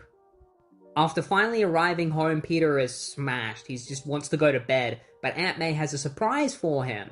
She says that their friend's niece really wanted to meet Peter, and so she introduces him to Mary Jane Water Buffalo, who had heard that Peter is really cute, but didn't know that he was actually a massive hunk. She seems to be really attracted to him, much like her main counterpart.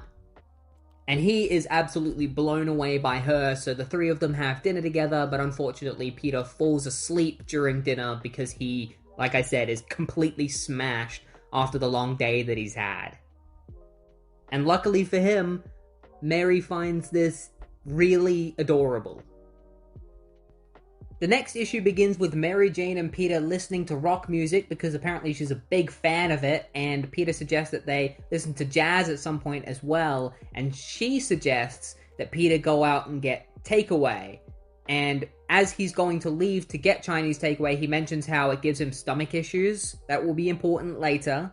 He heads to the Chinese takeout store, which is called Chop Suey To Go, and as he leaves with his takeout, mysterious dude enters, requesting a package from the owner of Chop Suey To Go, and it seems this mysterious guy works for some kind of master planner, and at first he thinks the owner of Chop Suey To Go is lying and planning to betray the master planner, but he swears that he isn't, and the reason why this mysterious dude is so paranoid right now is because he knows that Nick Fury and his agents of S.H.I.E.L.D. are watching him right now, and we see them watching him. We got Nick Fury and Dodo Dugan, and so they all jump down as he comes out of the Chinese restaurant. They're like, hands up, we're taking you out right now. And it's revealed that this guy is actually Paste Pot Peep, and he shoots glue at Nick Fury and the agents, and that's when Peter Porker comes out, and he's like, ha, perfect opportunity,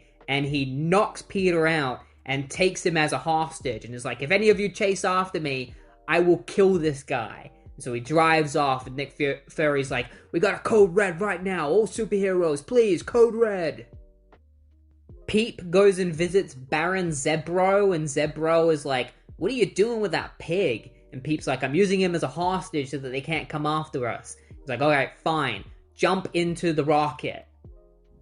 It's also revealed that the package is a radioactive isotope that these villains plan on using to dominate the world or something.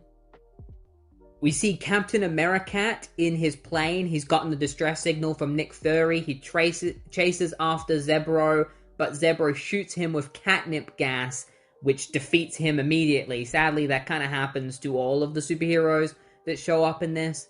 Peter also starts to wake up on the ship, but Zebro just knocks him out with a wrench. They then meet up with the Master Stinker and his ham droid, and they all board his submarine because they're heading to China. And on their way there, Doc Clamson arrives. He chases after them, but then Ham Droid grabs a box, he goes to the bottom of the ocean, and he opens up a big gambling facility, and Clamson becomes addicted to gambling, which allows them to get away. Because apparently, mollusks are all addicted to gambling in this universe.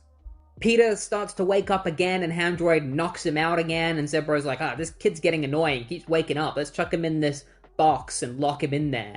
And then eventually they finally arrive in China, where they meet up with Magsquito, and he's like, Magsquito doesn't like it when you keep him waiting. So they fly away on his little floating pedestal, and Iron Mouse arrives and chases after them, and then he gets immediately beaten by Magsquito, who uses his magnetic abilities to rip his armor apart, causing him to fall into the river. Peter finally wakes up again in the trunk, and it's revealed that not only did he buy a Chinese takeaway, but he also bought antacids for his stomach. The villains arrive at the Master Planner's hideout, where it is revealed that the Master Planner is the Manda Ringtail, and he turns against everyone. He opens up a trapdoor, and he's like, I don't need you anymore, and drops them down it. And then he grabs the chest, thinking that the isotope is in there. He opens it up, Spider-Ham jumps out, punches him in the face, and then Manda Ringtail is like, oh, how dare you, now you're going to have to fight my beast, Do-Wop-Do, which is a parody of Fing Fang Foom. He's just a dragon in this, like usual. In order to defeat Do-Wop-Do, Spider-Ham grabs his antacids and throws it in his mouth, and Do-Wop-Do is like, hey, you fixed my stomach, that's great, awesome. And Manda Ringtail's like, how dare you, I'll use my rings against you, my 3/4-inch hemp lariat ring, my chain ejector ring, my cement ring, and then I'll use my boxing glove ring to knock you out. And it comes out the wrong way and accidentally knocks himself out. And then Nick Fury and the Agents of S.H.I.E.L.D. arrive. They arrest Manda Ringtail and take the isotope so that they can hand it to the president. And Do-Wop-Do decides to take Spider-Ham home, where he reunites with Mary Jane. And Mary Jane reveals that she doesn't want Chinese takeout anymore. She wants pizza instead, and Peter passes out because of this, because of course he did. He went through all that trouble just for her to change her mind.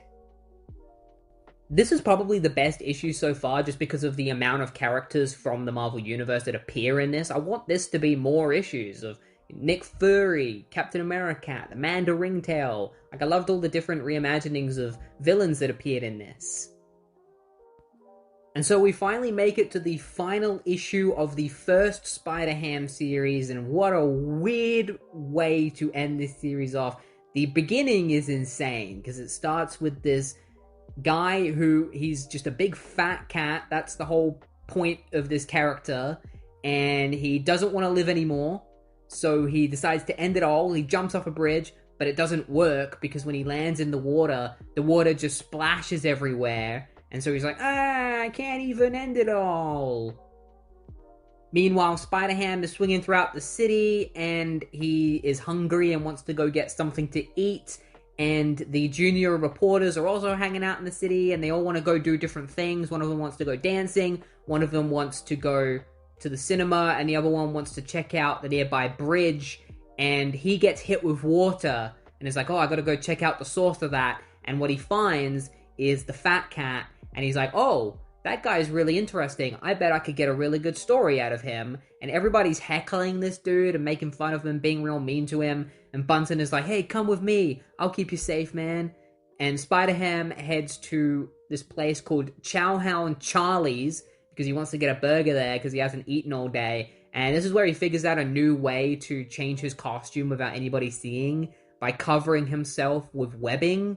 And he heads in, he orders his meal. On the outside, Bunsen and the fat cat are there, and he tells this guy to lean against the wall while he has a chat with him, but this causes the restaurant that Peter is in to lean to the side. It starts tilting because of this guy's weight, and this dude realizes that Bunsen is using him for a story to get money, so he attacks him, and Bunsen starts running away, screaming for help. Meanwhile, Peter has dropped his burger and fries and is really upset at this, and he hears Bunsen screaming for help. He heads outside and sees that Bunsen is being chased by this cat, so he jumps up on top of his back, and because this dude's back is so big, he's able to change into Spider-Ham without anybody seeing him. But the dude just grabs him and throws him into a wall of a disco, and inside the disco, the people are dancing, and this other fat cat is dancing as well, but he's bumping into everybody and knocking them over, so they all throw him out, and he lands and bumps into the other fat cat, and they decide to team up together and attack everyone because they're both being made fun of for their weight. So they start chasing after Spider-Ham, Bunsen, and Upton. Meanwhile, Jackal Jr. is in the cinema, and there is a third fat cat in there who has a habit of making weird noises, and everybody hates him, so they kick him out of the cinema, and Jackal Jr. decides to chase after him, and that's where he meets up with Spider-Ham, Bunsen, and Upton, and the three cats meet each other, and they decide to all team up together against Spider-Ham and the crew, but eventually Spider-Ham is like, I'm done fighting these cats. I need to have something to eat, so I'm going to that restaurant over there. So they all go their separate ways. The three cats go off and do something else. Peter finally gets something to eat, but before he can finish his meal, the pig signal goes off, and so they have to force him out of the restaurant so that he can actually do his duty and be a superhero. The signal wanted them to come to the local prison, where they find out that the three fat cats have put on prison duds, and Spider-Ham is like, wait, you already got yourself in prison and now you've broken out? And they're like, no, we didn't break out. We're trying to break in. We want to be in prison because then we can just live our lives and like have all the food we want and stuff. And at the same time, all of Spider-Ham's villains have broken out of prison. So Spider-Ham has to fight them while the junior reporters deal with the three cats. And they manage to convince the three cats to just be themselves and not give a shit about what anybody else thinks of them. And that fixes the entire situation. Spider-Ham beats all the villains. These cats realize that they just need to be themselves. They shake hands with Spider-Ham and they all go their separate ways. And they do a story all about it.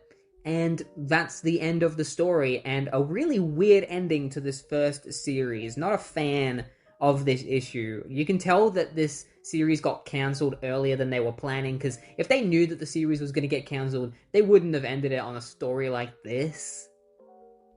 I feel like all of the villains appearing at the end was a last-minute addition to try and give this issue a little bit of sense of finality, but that's not the end of Spider-Ham, because he would continue to have stories printed in Marvel Tales, and those stories are the ones that we're going to be looking up next. Our first story of the new series begins with Spider-Ham fighting the Shocker, and this is the first time we see Spider-Ham in the black suit since he got it at the end of that other issue, because there was a while where he was just wearing the regular Spider-Ham suit, and now he's got the black one on, and Shocker starts making fun of him because he says he's got dandruff on his costume, and Spider-Ham just shoots web at his mouth and is like, shut up, and then ties him up. And then he immediately gets rid of the black suit because he's like, the dandruff never showed up on my old costume, and this black suit just sweats up a storm whenever I'm swinging around, so I'm going to switch back to the classic duds. So we finally get to see him wear the black suit again, and he immediately gets rid of it. Meanwhile, the plot takes a really weird turn when Uncle Scram appears. This dude hates all foreigners, and he considers everybody a foreigner except for himself, and he plans on creating fake money that makes bad things happen to people so that people will get scared of money and they will go to other countries with better money, and then he will be left by himself and the country will be all his.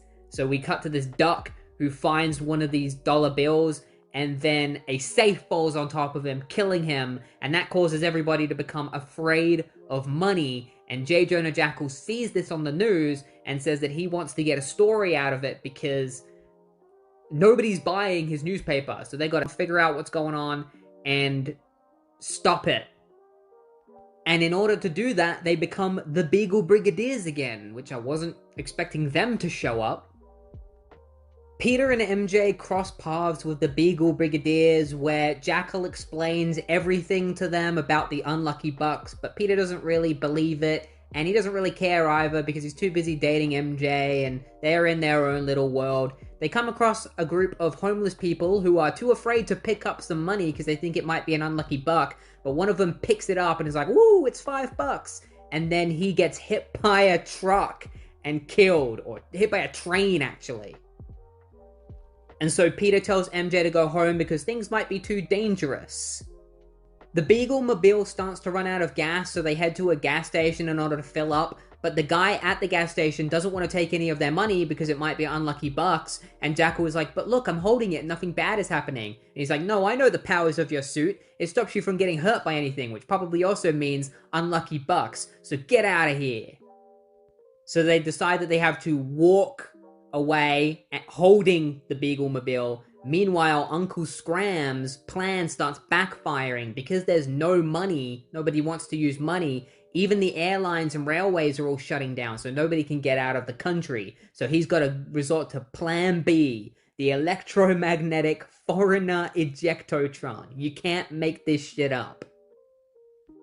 Scram activates his machine, which causes everybody to start floating up in the sky because it's zoned in on their foreign atomic structures. Super weird. Spider-Ham uses his webbing to attach himself to the ground so that he won't float away. He sees Mary Jane and tries to save her, but she floats too up high in the sky, and so he's like, I'm gonna find the fiend responsible for this and stop him. And we see that when they're floating in the sky, there's this one guy who's being a real creep trying to pick up a woman. Spider-Ham eventually sees Uncle Scram and decides to follow him to the Empire State Building, where Scram enters it, and Spider-Ham decides to hide in the boot because he's not ready to instigate a fight yet. But then Scram realizes that he might have left the oven on, so he quickly heads out to his little car and drives home. Meanwhile, everybody floating up in the sky is singing 88 bottles of beer on the wall. Yeah, it's crazy that these people don't seem to be scared at all of the dire situation that they're in. Like, they're gonna fly out of Earth's atmosphere eventually. Uncle Scram heads back to his base, where it turns out he didn't leave the oven on, and Spider-Ham takes this opportunity to sock him in the face, and he tries to turn off the machine or something, but there's no way to undo it. So the way he fixes it is he changes the label from Foreigner Ejectotron to Unforeigner Ejectotron, and then he activates it, and that causes everybody to come down from the sky. Because of course, like, this story's weird enough already, let's just have that be the solution to the problem. And because all of the foreigners have been unejected, then Uncle Scram gets ejected instead because he's not a foreigner. And so he just lives the rest of his life up in the sky because there's nobody up there anymore, and he has food in his hat, so he's gonna be fine. But eventually he runs out of food, right? And then he's just gonna starve to death. Like, okay, who cares? Screw that guy anyway. Like, I don't really care. And J. Jonah Jackal finds the final unlucky buck so they can get rid of them. And he ends up on the front page of the news because when he found the buck, a plane hit him, but because he was wearing his indestructible suit, it smashed into his ass. And then that was it. He, like, stopped the plane with his ass. And that's just where the story ends. He's just like, check it out, Jonah, your front page news. I told you boys the Black Jackal would get to the bottom of things. Hey, if you like the celebrity parodies, then you're gonna love this next story. Peter and MJ are invited to go to the Eggy Awards so that Peter can take photos, where we see celebrities attending, like Bruce Willis. We also learn about this universe's television with everybody's favorite shows like Stagny and Hasty, Night Cult, The Equestrianizer, and Magnum P.I. Sorry, Nagnum P.I. These shows all specifically star horses, so it seems like in this universe there are different shows that star different types of animals. There's a whole category for horses, maybe there's one for bears and dogs. You know, I voted for my favorite hospital drama, Horse.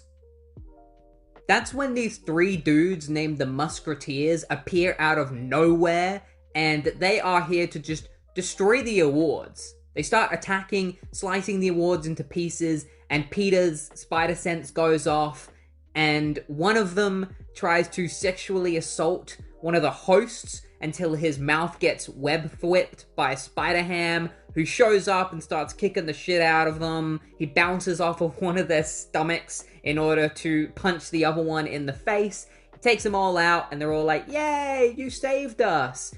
And this host starts hugging him and kissing him, and Spider-Ham's like, I'd rather be getting a kiss from Sybil Sheepdog. And I'm like, man, you're lucky to even be kissed by anybody, especially this woman.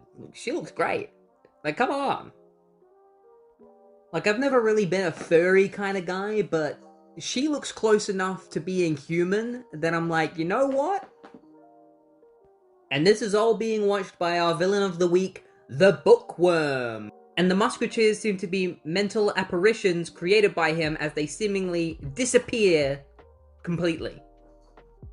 After that whole ordeal, the boss of the network company reveals that he has a satellite that he's going to put in space that will broadcast their comedy channel 24/7, and that is when the Raven from Nevermore appears and steals the satellite, and so Peter throws a tracker on it and tracks it to an abandoned library where we see that the Raven is another mental apparition of the Bookworm, and that he is using the satellite for his own nefarious plans. We find out what these plans are when Spider-Ham arrives, and Bookworm is like, hey, before you try to beat me up, you gotta let me tell you my origin story. It's a part of the rules of being in a superhero comic. So he tells him his origin story, which is really simple. His parents introduced him to books, made him fall in love with books. Then one day a book fell on his head, and that is how he got the powers to just create mental apparitions of things from books.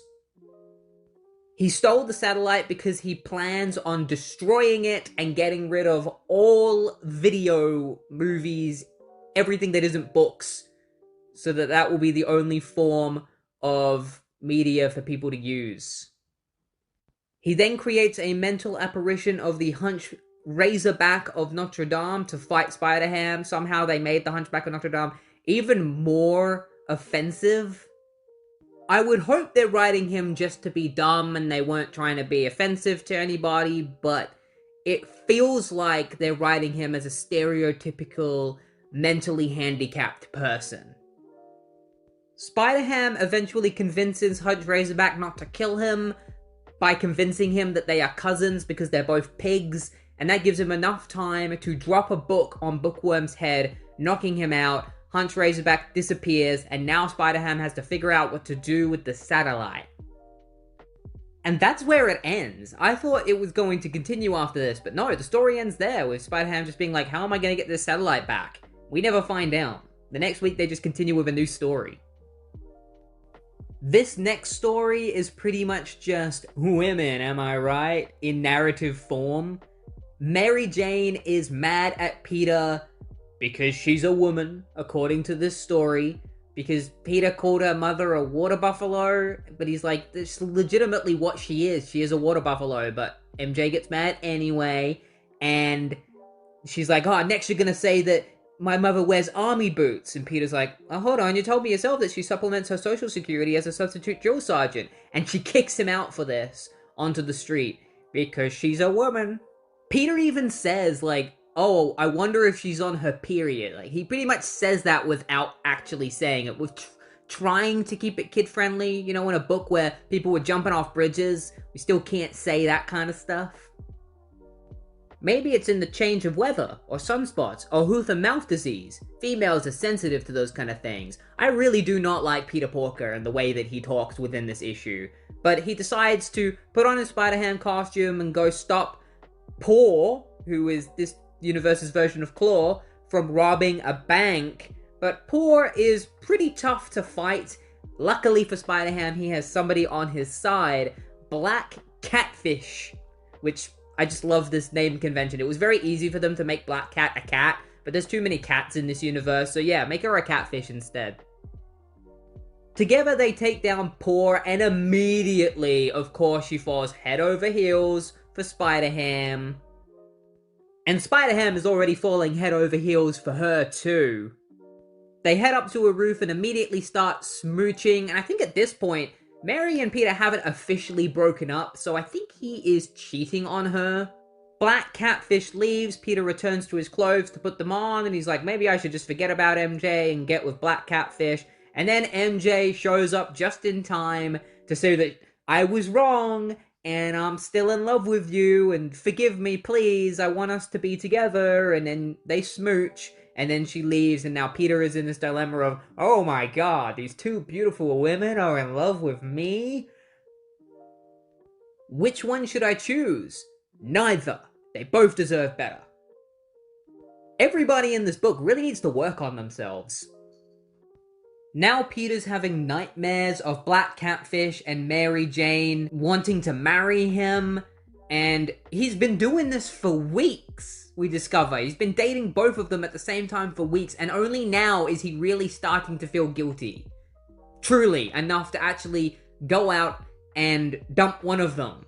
which is just horrible. And he ends up he ends up picking black catfish to dump because he's like, oh, Mary Jane saw me when nobody else did, so I can't dump her, otherwise the poor kid's gonna go and do something drastic. So he's still a dick about it, even when he's thinking about this.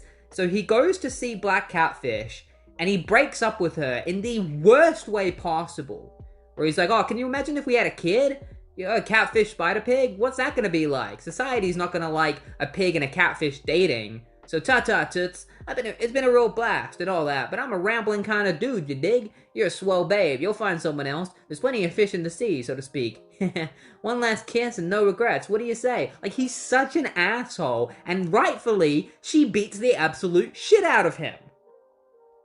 But then immediately after that, she comes running back to him, asking for forgiveness, and then she kisses him. It's so fucked up. So Peter learns nothing from this and decides that he's gonna date both of them because he has a right to, because it's the 80s. The 70s were the me era, the 80s were the me era.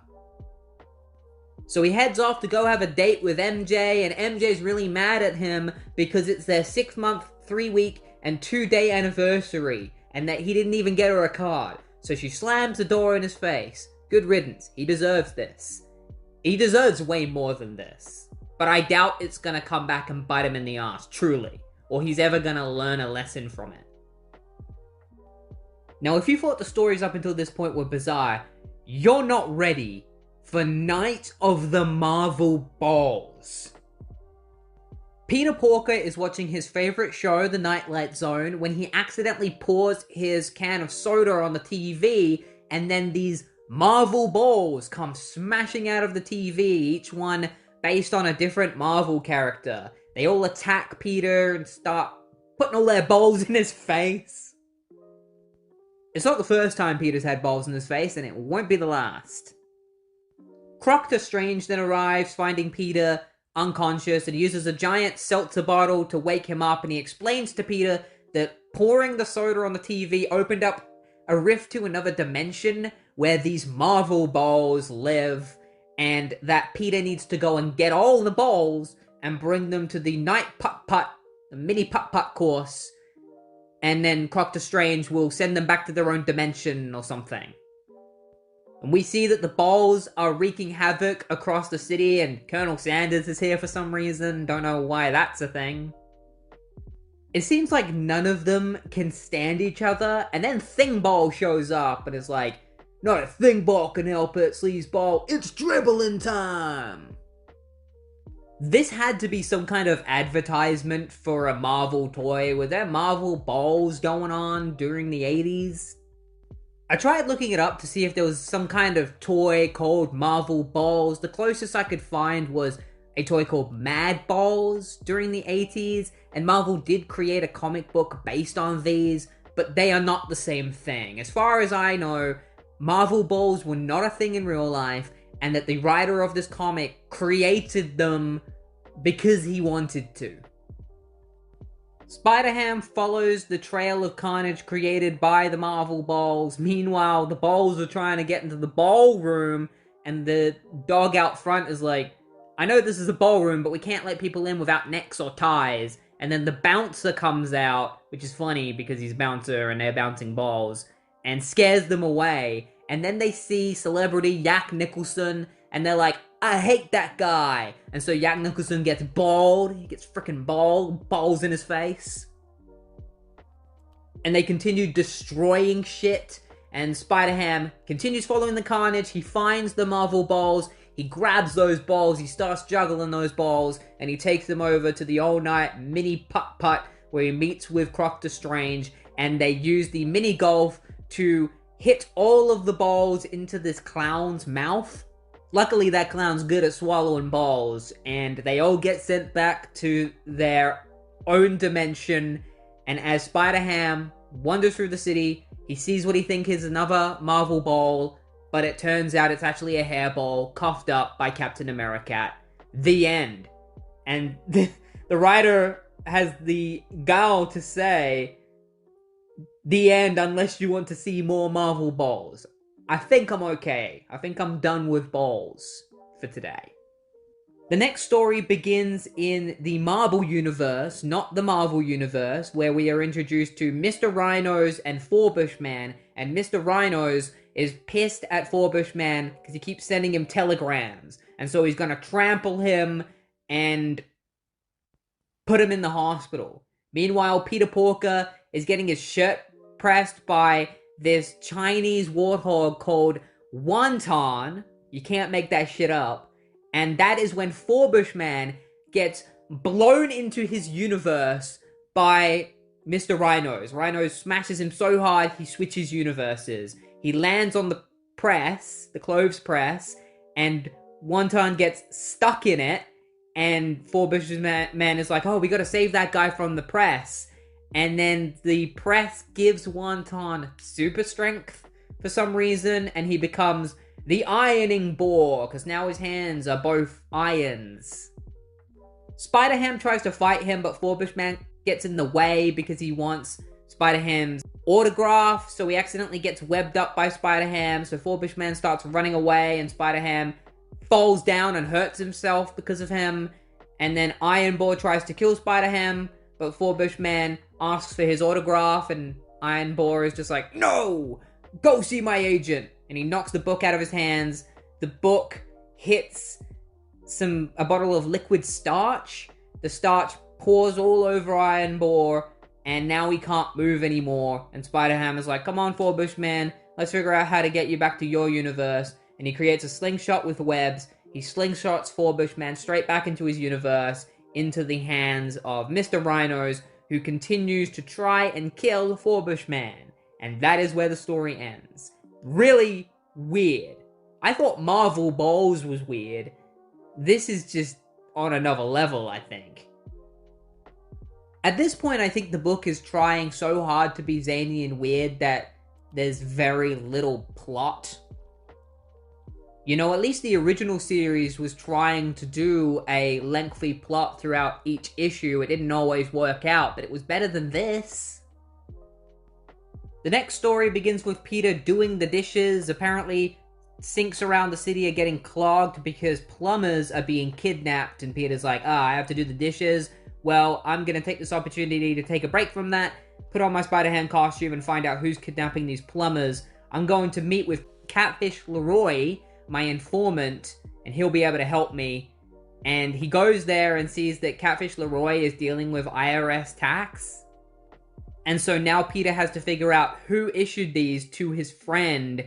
Meanwhile, there's this dog who is trying to kidnap plumbers, and he has one of them at gunpoint, and that is when the Pun Fisher arrives. That's right, he's here, and he gives a pizza to this dog and forces him to go into Diet Town with it, and the dog is like, no, they're gonna trample me. I'm just working for someone. I'll show you where they are. And that's when Spider-Ham shows up, and he thinks that Pun Fisher is the kidnapper, kidnapping this dog dude, and the Pun Fisher is like, you're making a big mistake, Spider-Ham.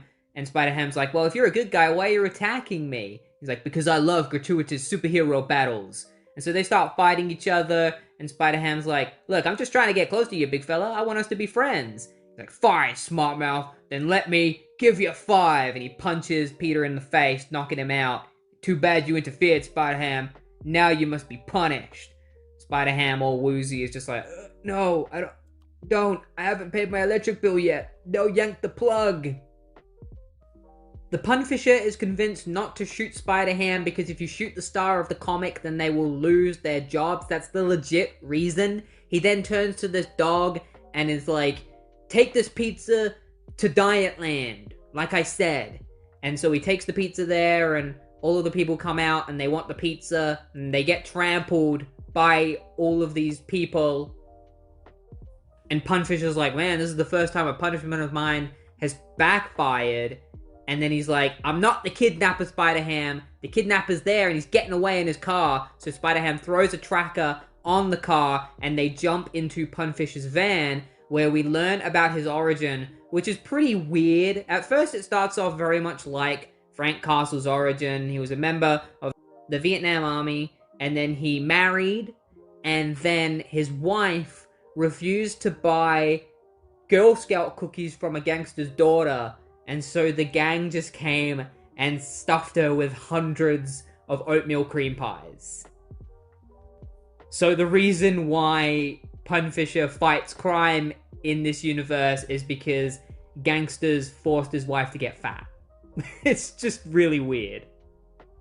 Punfisher and Spider-Ham eventually arrive at Octo-Rooter, the Pride of Plumbing, where we discover that the one behind everything is Dr. Octopussycat, who in this universe is a plumber, and he wants to become the city's only plumber by kidnapping all the other plumbers. And Punfisher and Spider-Ham arrive, and so he grabs them with his octopus tentacles and throws them into a bathtub, and then pulls out the drain and leaves them as they get sucked down the drain. And is like, haha, farewell, my foes, and remember, call Octo-Rooter, that's the name, and away go heroes down the drain. Ha ha ha. The decision to make Otto a plumber is a weird one for sure. To stop themselves from being sucked down the tub, Spider-Ham sees a plunger, so he shoots his web at it, pulls it, brings it into the tub, and uses it to clog the tub so that they can get out.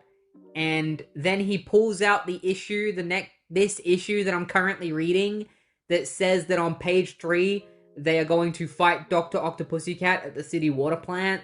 So they decide to head there, and Pumpfisher's like, isn't that cheating? And Spider-Ham's like, this is a 5-page story, and we gotta end it this week. Pussycat plans on dropping all the plumbers from this building to kill them, and Punfisher tries to shoot a rocket launcher at them, and is like, sometimes crime claims innocent people, which is not what the main universe Punisher would say. That is very much against his morals. Peter stops the missile with his webbing, which sends him flying straight into a wall. Pussycat drops all the plumbers from the building, and Spider-Ham uses his webbing to catch them all, and then Punfisher continues to fight Dr. Octopussycat by shooting scallops at him, which Pussycat just blocks. Spider-Ham jumps onto his back, and Pussycat knocks him away with his tentacles, and then he asks Punfisher if he has an electric eel, and he tells Punfisher to shoot the electric eel at Pussycat, which he does. It electrocutes Pussycat, and he is defeated, handed over to the police, and then Punfisher sees a jaywalker, or a blue jaywalker, and starts shooting at him, chasing after him because he's breaking the law, and Spider-Ham's like, Punfisher, you can't do that. From now on, I'm working solo. And that's where the story ends. Compared to Marvel Balls, this is like next level good, but it's still very mediocre for a comic book story. Though I have read worse. At least this one had some fun characters in it, like Dr. Octopussycat and the Punfisher, despite how weird his origin story was. The next story begins with Peter and MJ playing Scrabble, and Peter tries to get away with using the word R, and MJ is like, you can't use that word, it's not a real word. And then they hear the doorbell, so Peter answers it, and the mailman gives him a parcel and asks for a tip, but before Peter can give him the tip, the dude gets hit with a poison dart and killed, and Peter's like, oh. And then he's like, oh well, I'm just gonna check out this parcel. He finds that it's a note from Dr. Doom, who says not to come to Quackvaria and stop him when he tries to enact his next world domination scheme. And Peter then runs into Aunt May, and Aunt May's like, oh my god. And Peter's like, oh yeah, there's a dead body there, don't worry about it. I gotta go right now. And then a cop arrives and is like, hey ladies, I'm just gonna grab this body and leave. It's so weirdly casual. Peter also felt the need to point out that the dog, when he got hit by the poison dart, said R, so that is a word, so it should have counted during their Scrabble game. Spider-Ham heads to Quackvaria. He's expecting to meet with the Fantastic Four and the Scavengers and the X-Bugs, because apparently they all received notes from Dr. Doom as well. He heads on a coach that will take him straight to Doom's castle, and when he gets off of it, the guy is expecting a tip, and Peter doesn't give him one. Instead, he says, never expect more than exact change from a guy in a skin-tight uniform, and before he can finish his sentence, the guy drives away, leaving him coughing in the dust. Peter eventually arrives at Castle Doom, and he can't see the Scavengers, or the Fantastic Four, or the X-Bugs, but what he does find is Dr. Doom, and he's like, hey, where is everyone? And why did you invite me here? And Dr. Doom is like, I'm not planning on taking over the world. I only sent a note to you specifically.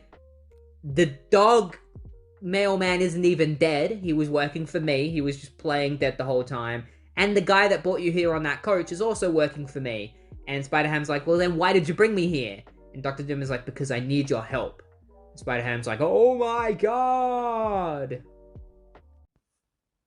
And then the story continues with an ungodly amount of yapping. Look at these text bubbles. As Dr. Doom explains to Spider-Ham what's going on, I'll simplify it for all of you. There was a war of independence that went on in Quackvaria. A dear friend of Dr. Doom's died during the war, and so he decided to look after the guy's son. At first, their relationship was really good, and then all of a sudden, his son started hating him. So now he needs Spider-Ham's help because he believes Spider-Ham is compassionate enough to help him figure out why the son hates him. And it turns out the reason this kid hates him is because Dr. Doom locked his mum away in solitary confinement for 2 months. And so Peter tries to convince him to set her free, and Dr. Doom is like, yeah, sure, I'll put her in a regular prison cell with other people so that she has friends. And he's like, no, you have to set her free. And then we find out that Dr. Doom locked her away in the first place because she served stuffing instead of mashed potatoes for a dinner. Like, Jesus Christ. Peter calls up a woman named Ann Lambers and gets advice from her, and she says that Dr. Doom needs to free the mother, apologize to her, and also apologize to the son. And we actually see the son, and Dr. Doom is like, hey, I'm gonna free your mom. And he's like, alright, what are we waiting for? Let's get her ass out of that jail so she can stop rotting in there. And so he frees her, and then he continues yapping until Spider-Ham is like, just say sorry. And he's like, fine, I'm sorry. And so the son and mother reunite, and Spider-Ham's like, you know what? Sometimes sorry is enough. But then the son is like, I'll never forgive you, you bastard! And starts fighting Dr. Doom. And Spider-Ham's like, and sometimes sorry isn't enough. Anyway, I'm gonna leave. Kick his butt for me, because I hate that guy. And I hope I don't see you again, Dr. Doom. And he just leaves. And that's where the story ends. It just ends on that note of Dr. Doom getting the shit beat out of him. Rightfully so. For everything that he put this family through. The next story is basically just an episode of Popeye the Sailor's Man as Spider-Ham returns to Aunt May's house for lunch with some guy that she's seeing, that she's known for many years. He was out sailing for years and now he's finally back, and Spider-Ham's like, once he tries her cooking, he'll be gone for years again. But he sees that the house has been ravaged and that she's missing, and then he finds a trail of cookies.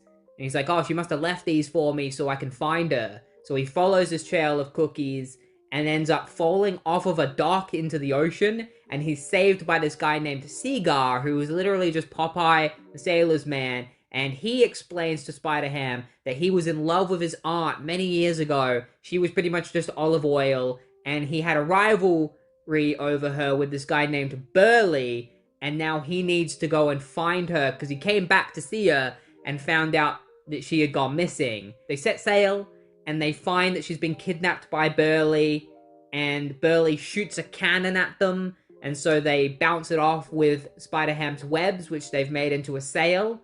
And so Burley's like, oh, you want her? Then you can have her. And he chucks her off the side of the boat. She's about to get eaten by sharks, but Spider-Ham saves her.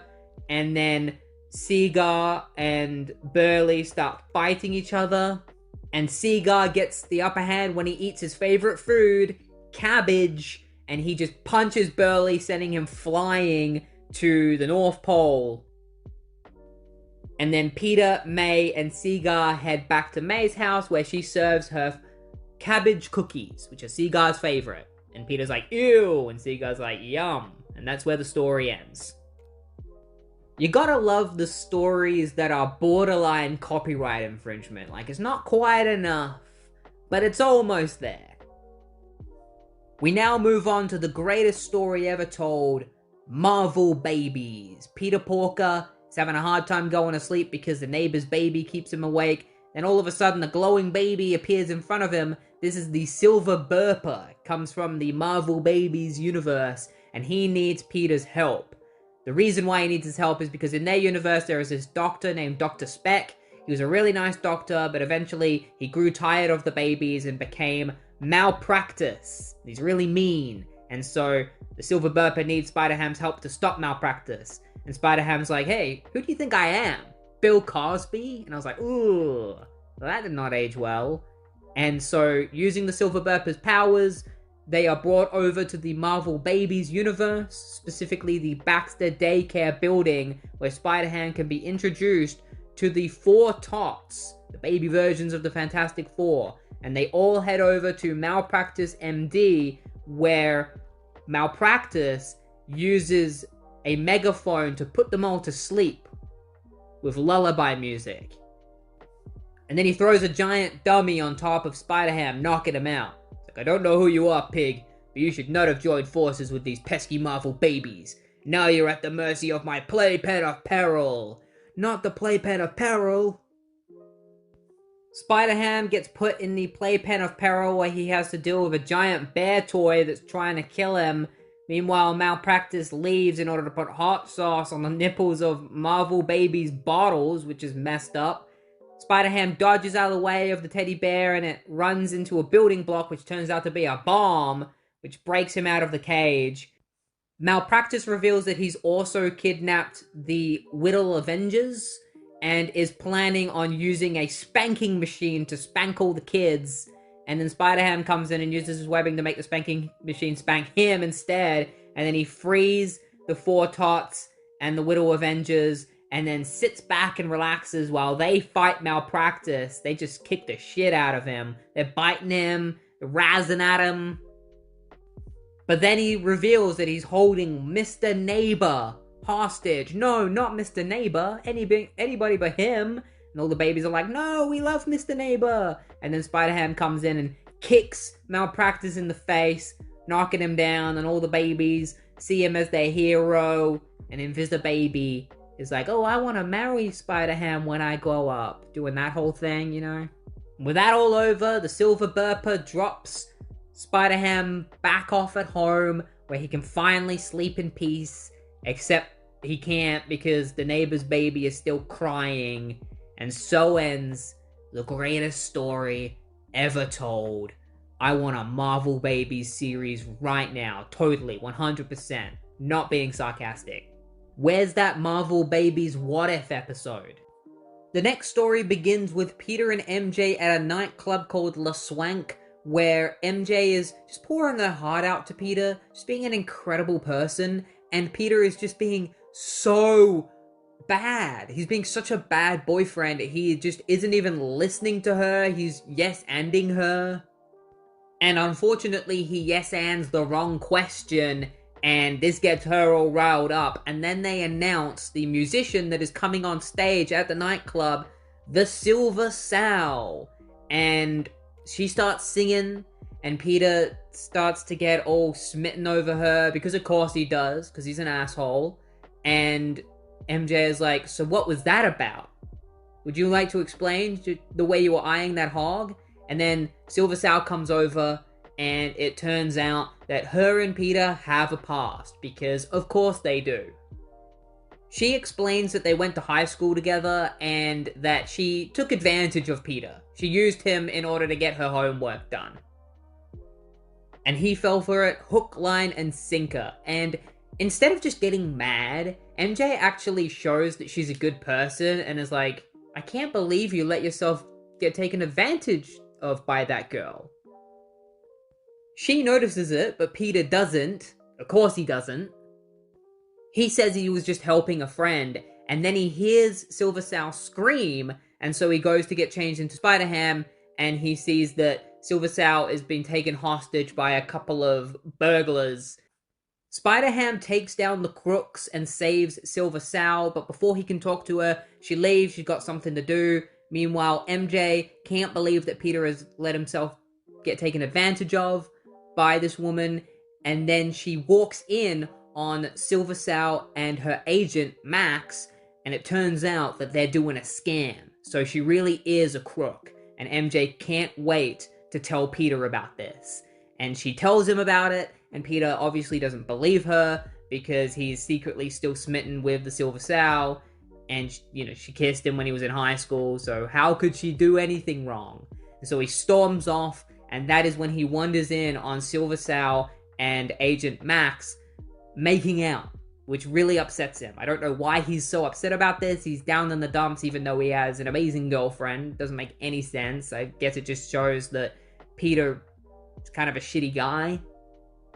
He spends more time in the dumps over other women than he does his own girlfriend. You know, spending time with MJ and showing that he's a good boyfriend. A couple of crooks run by, chased by some cops, and the cops are like, "Hey, Spider-Ham, what are you doing? Why aren't you helping us?" And Spider-Ham's like, "I've had a rotten day, don't mess with me." And the cops are like, "Hey, how dare you be such an asshole?" Spider-Ham starts swinging through the city, thinking about Silver Sow. He's like, "I can't think about her right now. I should probably go back and help those cops." So he goes back, he takes out the crooks, helps the cops, and then he's like, "Alright, I got something else that I need to deal with," and he swings off.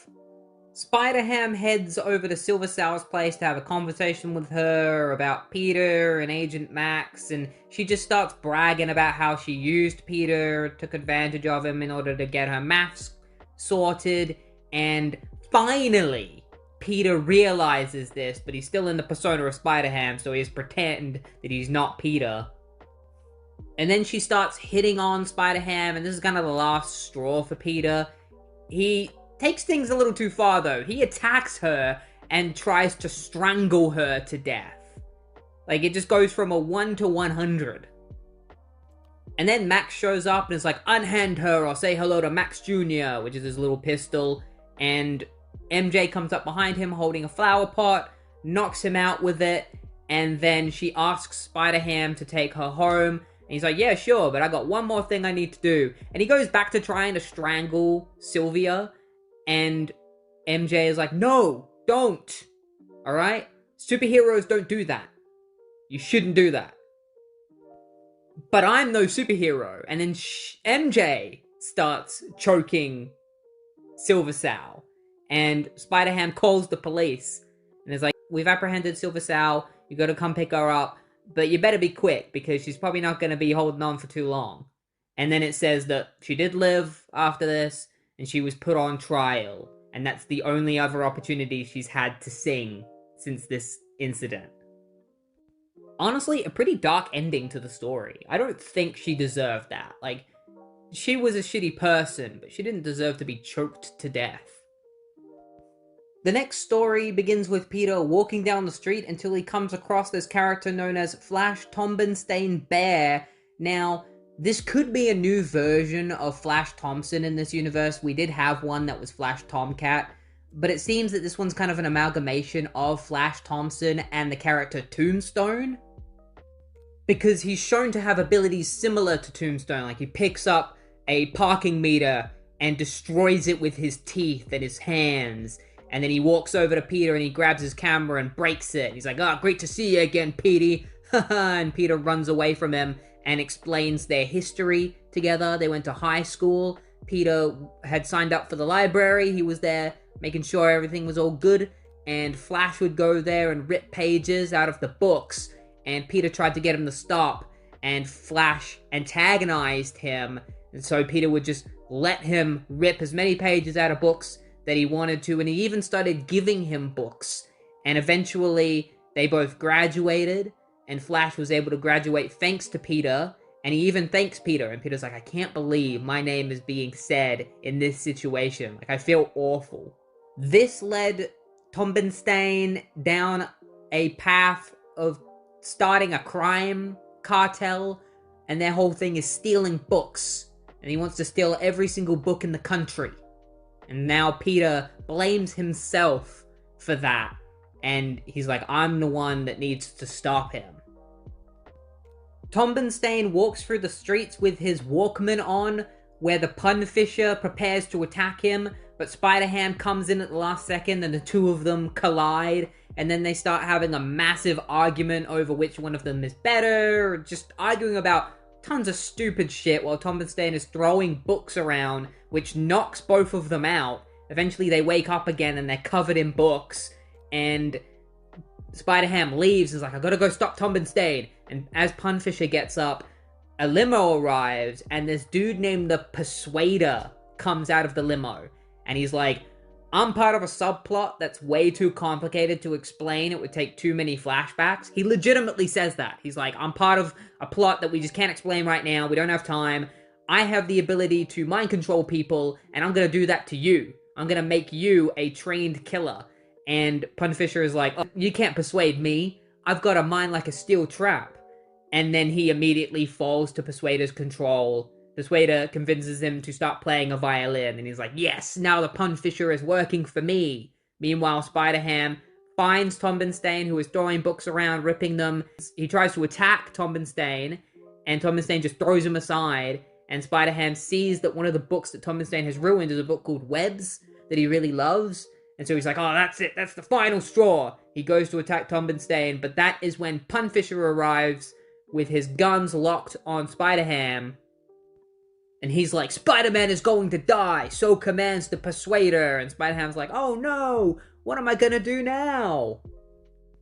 Punfisher and Tombenstein start shooting guns at Spider-Ham, so he's got to make his getaway. They jump into a sidecar that they just found somewhere, I guess. And Punfisher tries to use a missile, and Tombenstein is like, don't shoot that, you'll kill both of us. Eventually, they surround Spider-Ham in a library. Tombenstein tries to grab Spider-Ham, and Spider-Ham breaks out of his grasp, which causes Tombenstein to fall off of the bookcase. He collides with a whole bunch of books, and it knocks him out. But Punfisher is still under the Persuader's control, and Spider-Ham finds a book that says how to dehypnotize vigilantes for fun and profit. And he pulls a little spiral out of it and uses that to get rid of the Persuader's influence over the Punfisher. And the Punfisher's like, alright, I guess I gotta go back to fighting crime. And I'm assuming he's gonna go and deal with the Persuader off panel, because we don't see the conclusion to that. We don't see him get captured or anything. And Spider-Ham's like, alright, you deal with that. I'm gonna clean up this place. And that is the end of the story.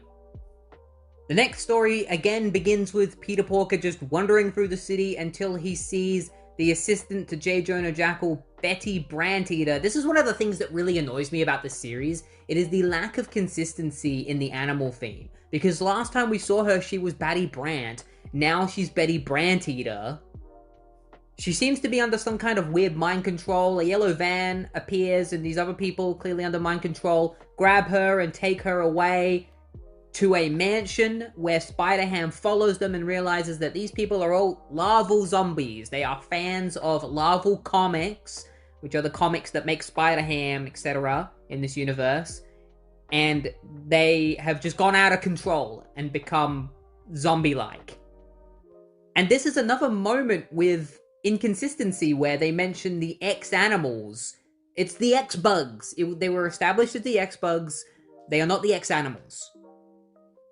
Peter tries to snap Betty out of her trance, but it doesn't work. She says that he is an untrue believer, and so they all start attacking him. They put this brainwashing device on him, and he becomes a larval zombie, and that is when he meets the king of the larval zombies, Jim Salamander, who is very clearly supposed to be a parody of Jim Shooter, who I think was the editor of Marvel at the time.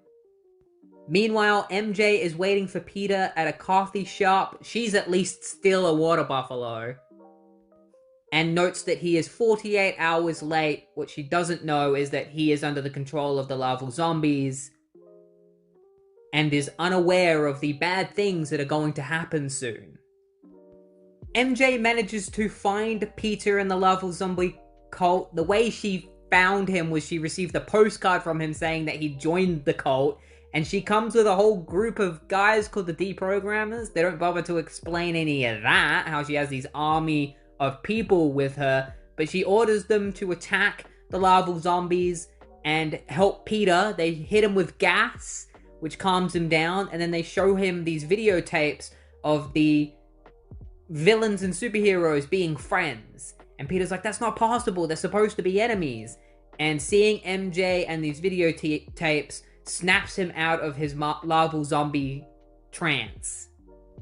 And so he quickly puts on his Spider-Ham gear, and that is when Batbird the Dark Knight arrives. Apparently he's the representative of DC Zombies, the rival of Larval, and we don't see him again. He just comes in, he's this giant bat with a bunch of bats following him, and that's it.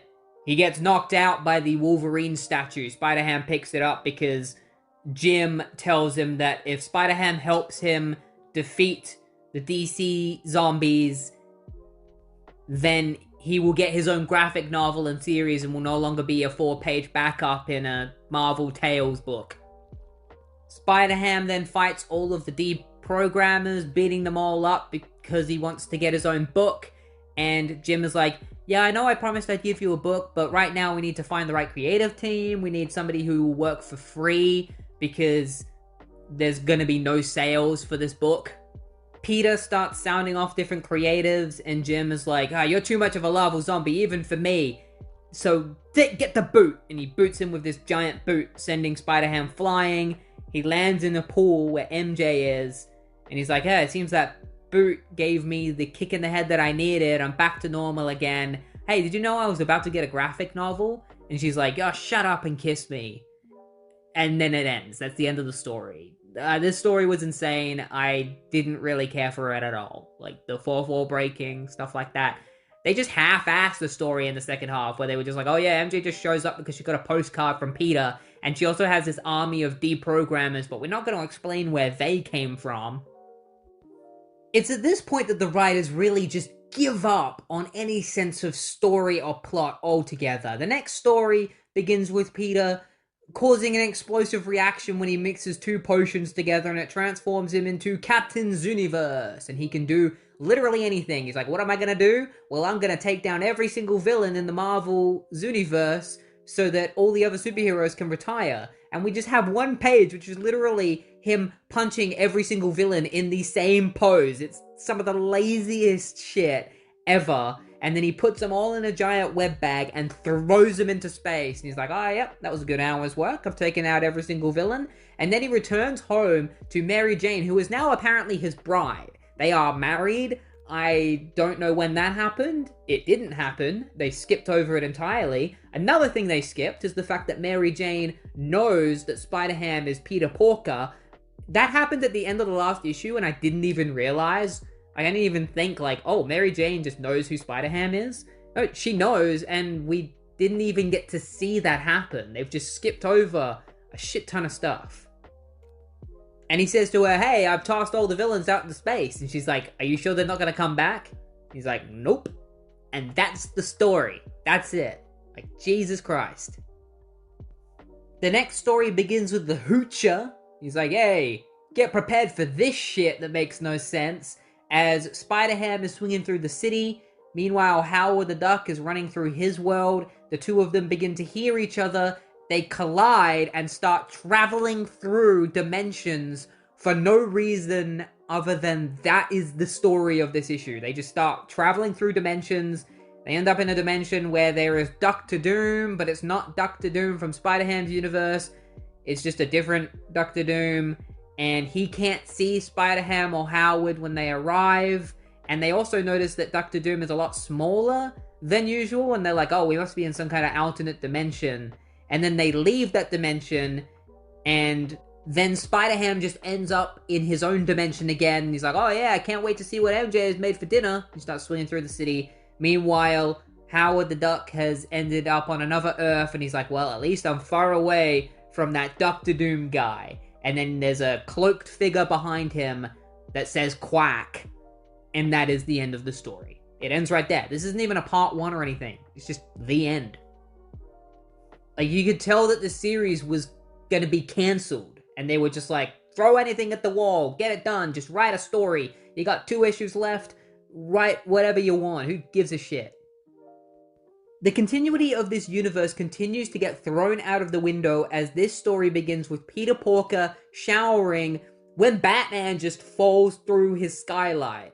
This universe's version of Batman, because apparently DC characters, or parodies of them, exist in this universe as well. So he shows up, and Peter's like, oh, you destroyed my skylight. What kind of Joker are you? And Batman's like, hey, don't call me that. I'm looking for the Duckster right now. He's stealing people's jokes. You gotta help me stop him. And Peter's like, well, can you fix my skylight? It's gonna cost a lot of money. Meanwhile, the Duckster steals a script from a comedy show and runs off with it. And so this assistant goes to his boss and is like, hey boss, the Duckster came. He took the script for our show.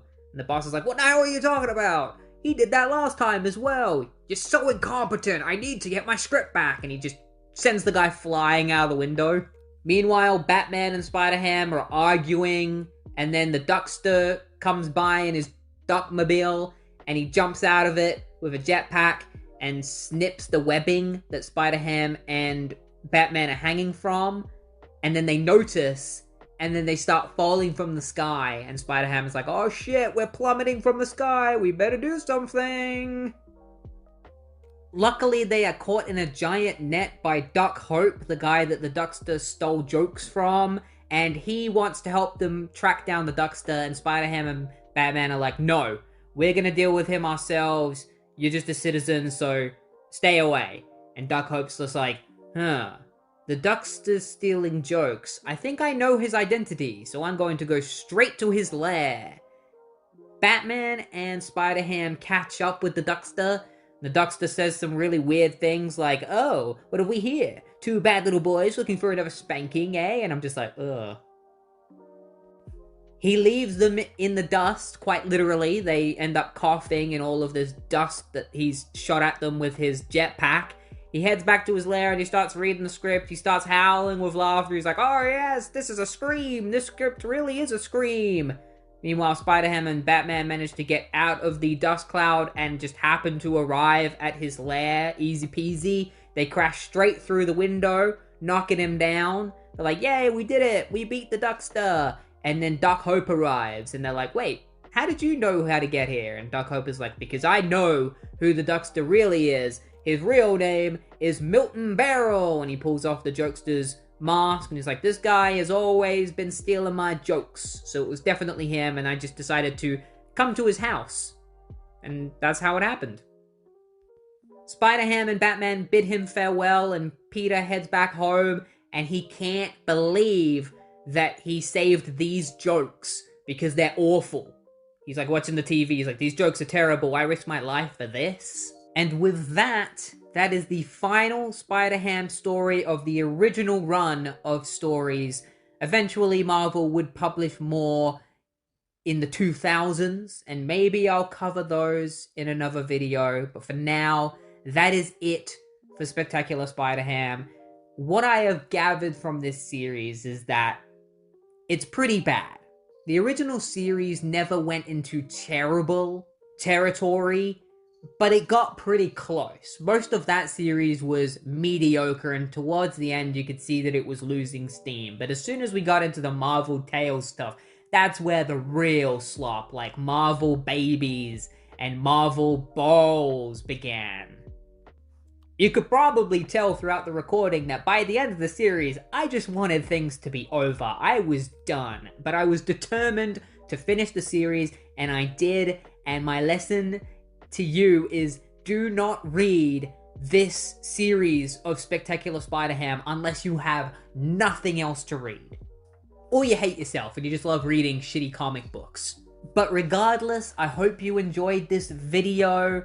And if you did, feel free to like and subscribe because it helps my channel grow and reach to a larger audience.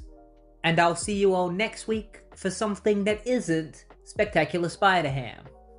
Have a good one.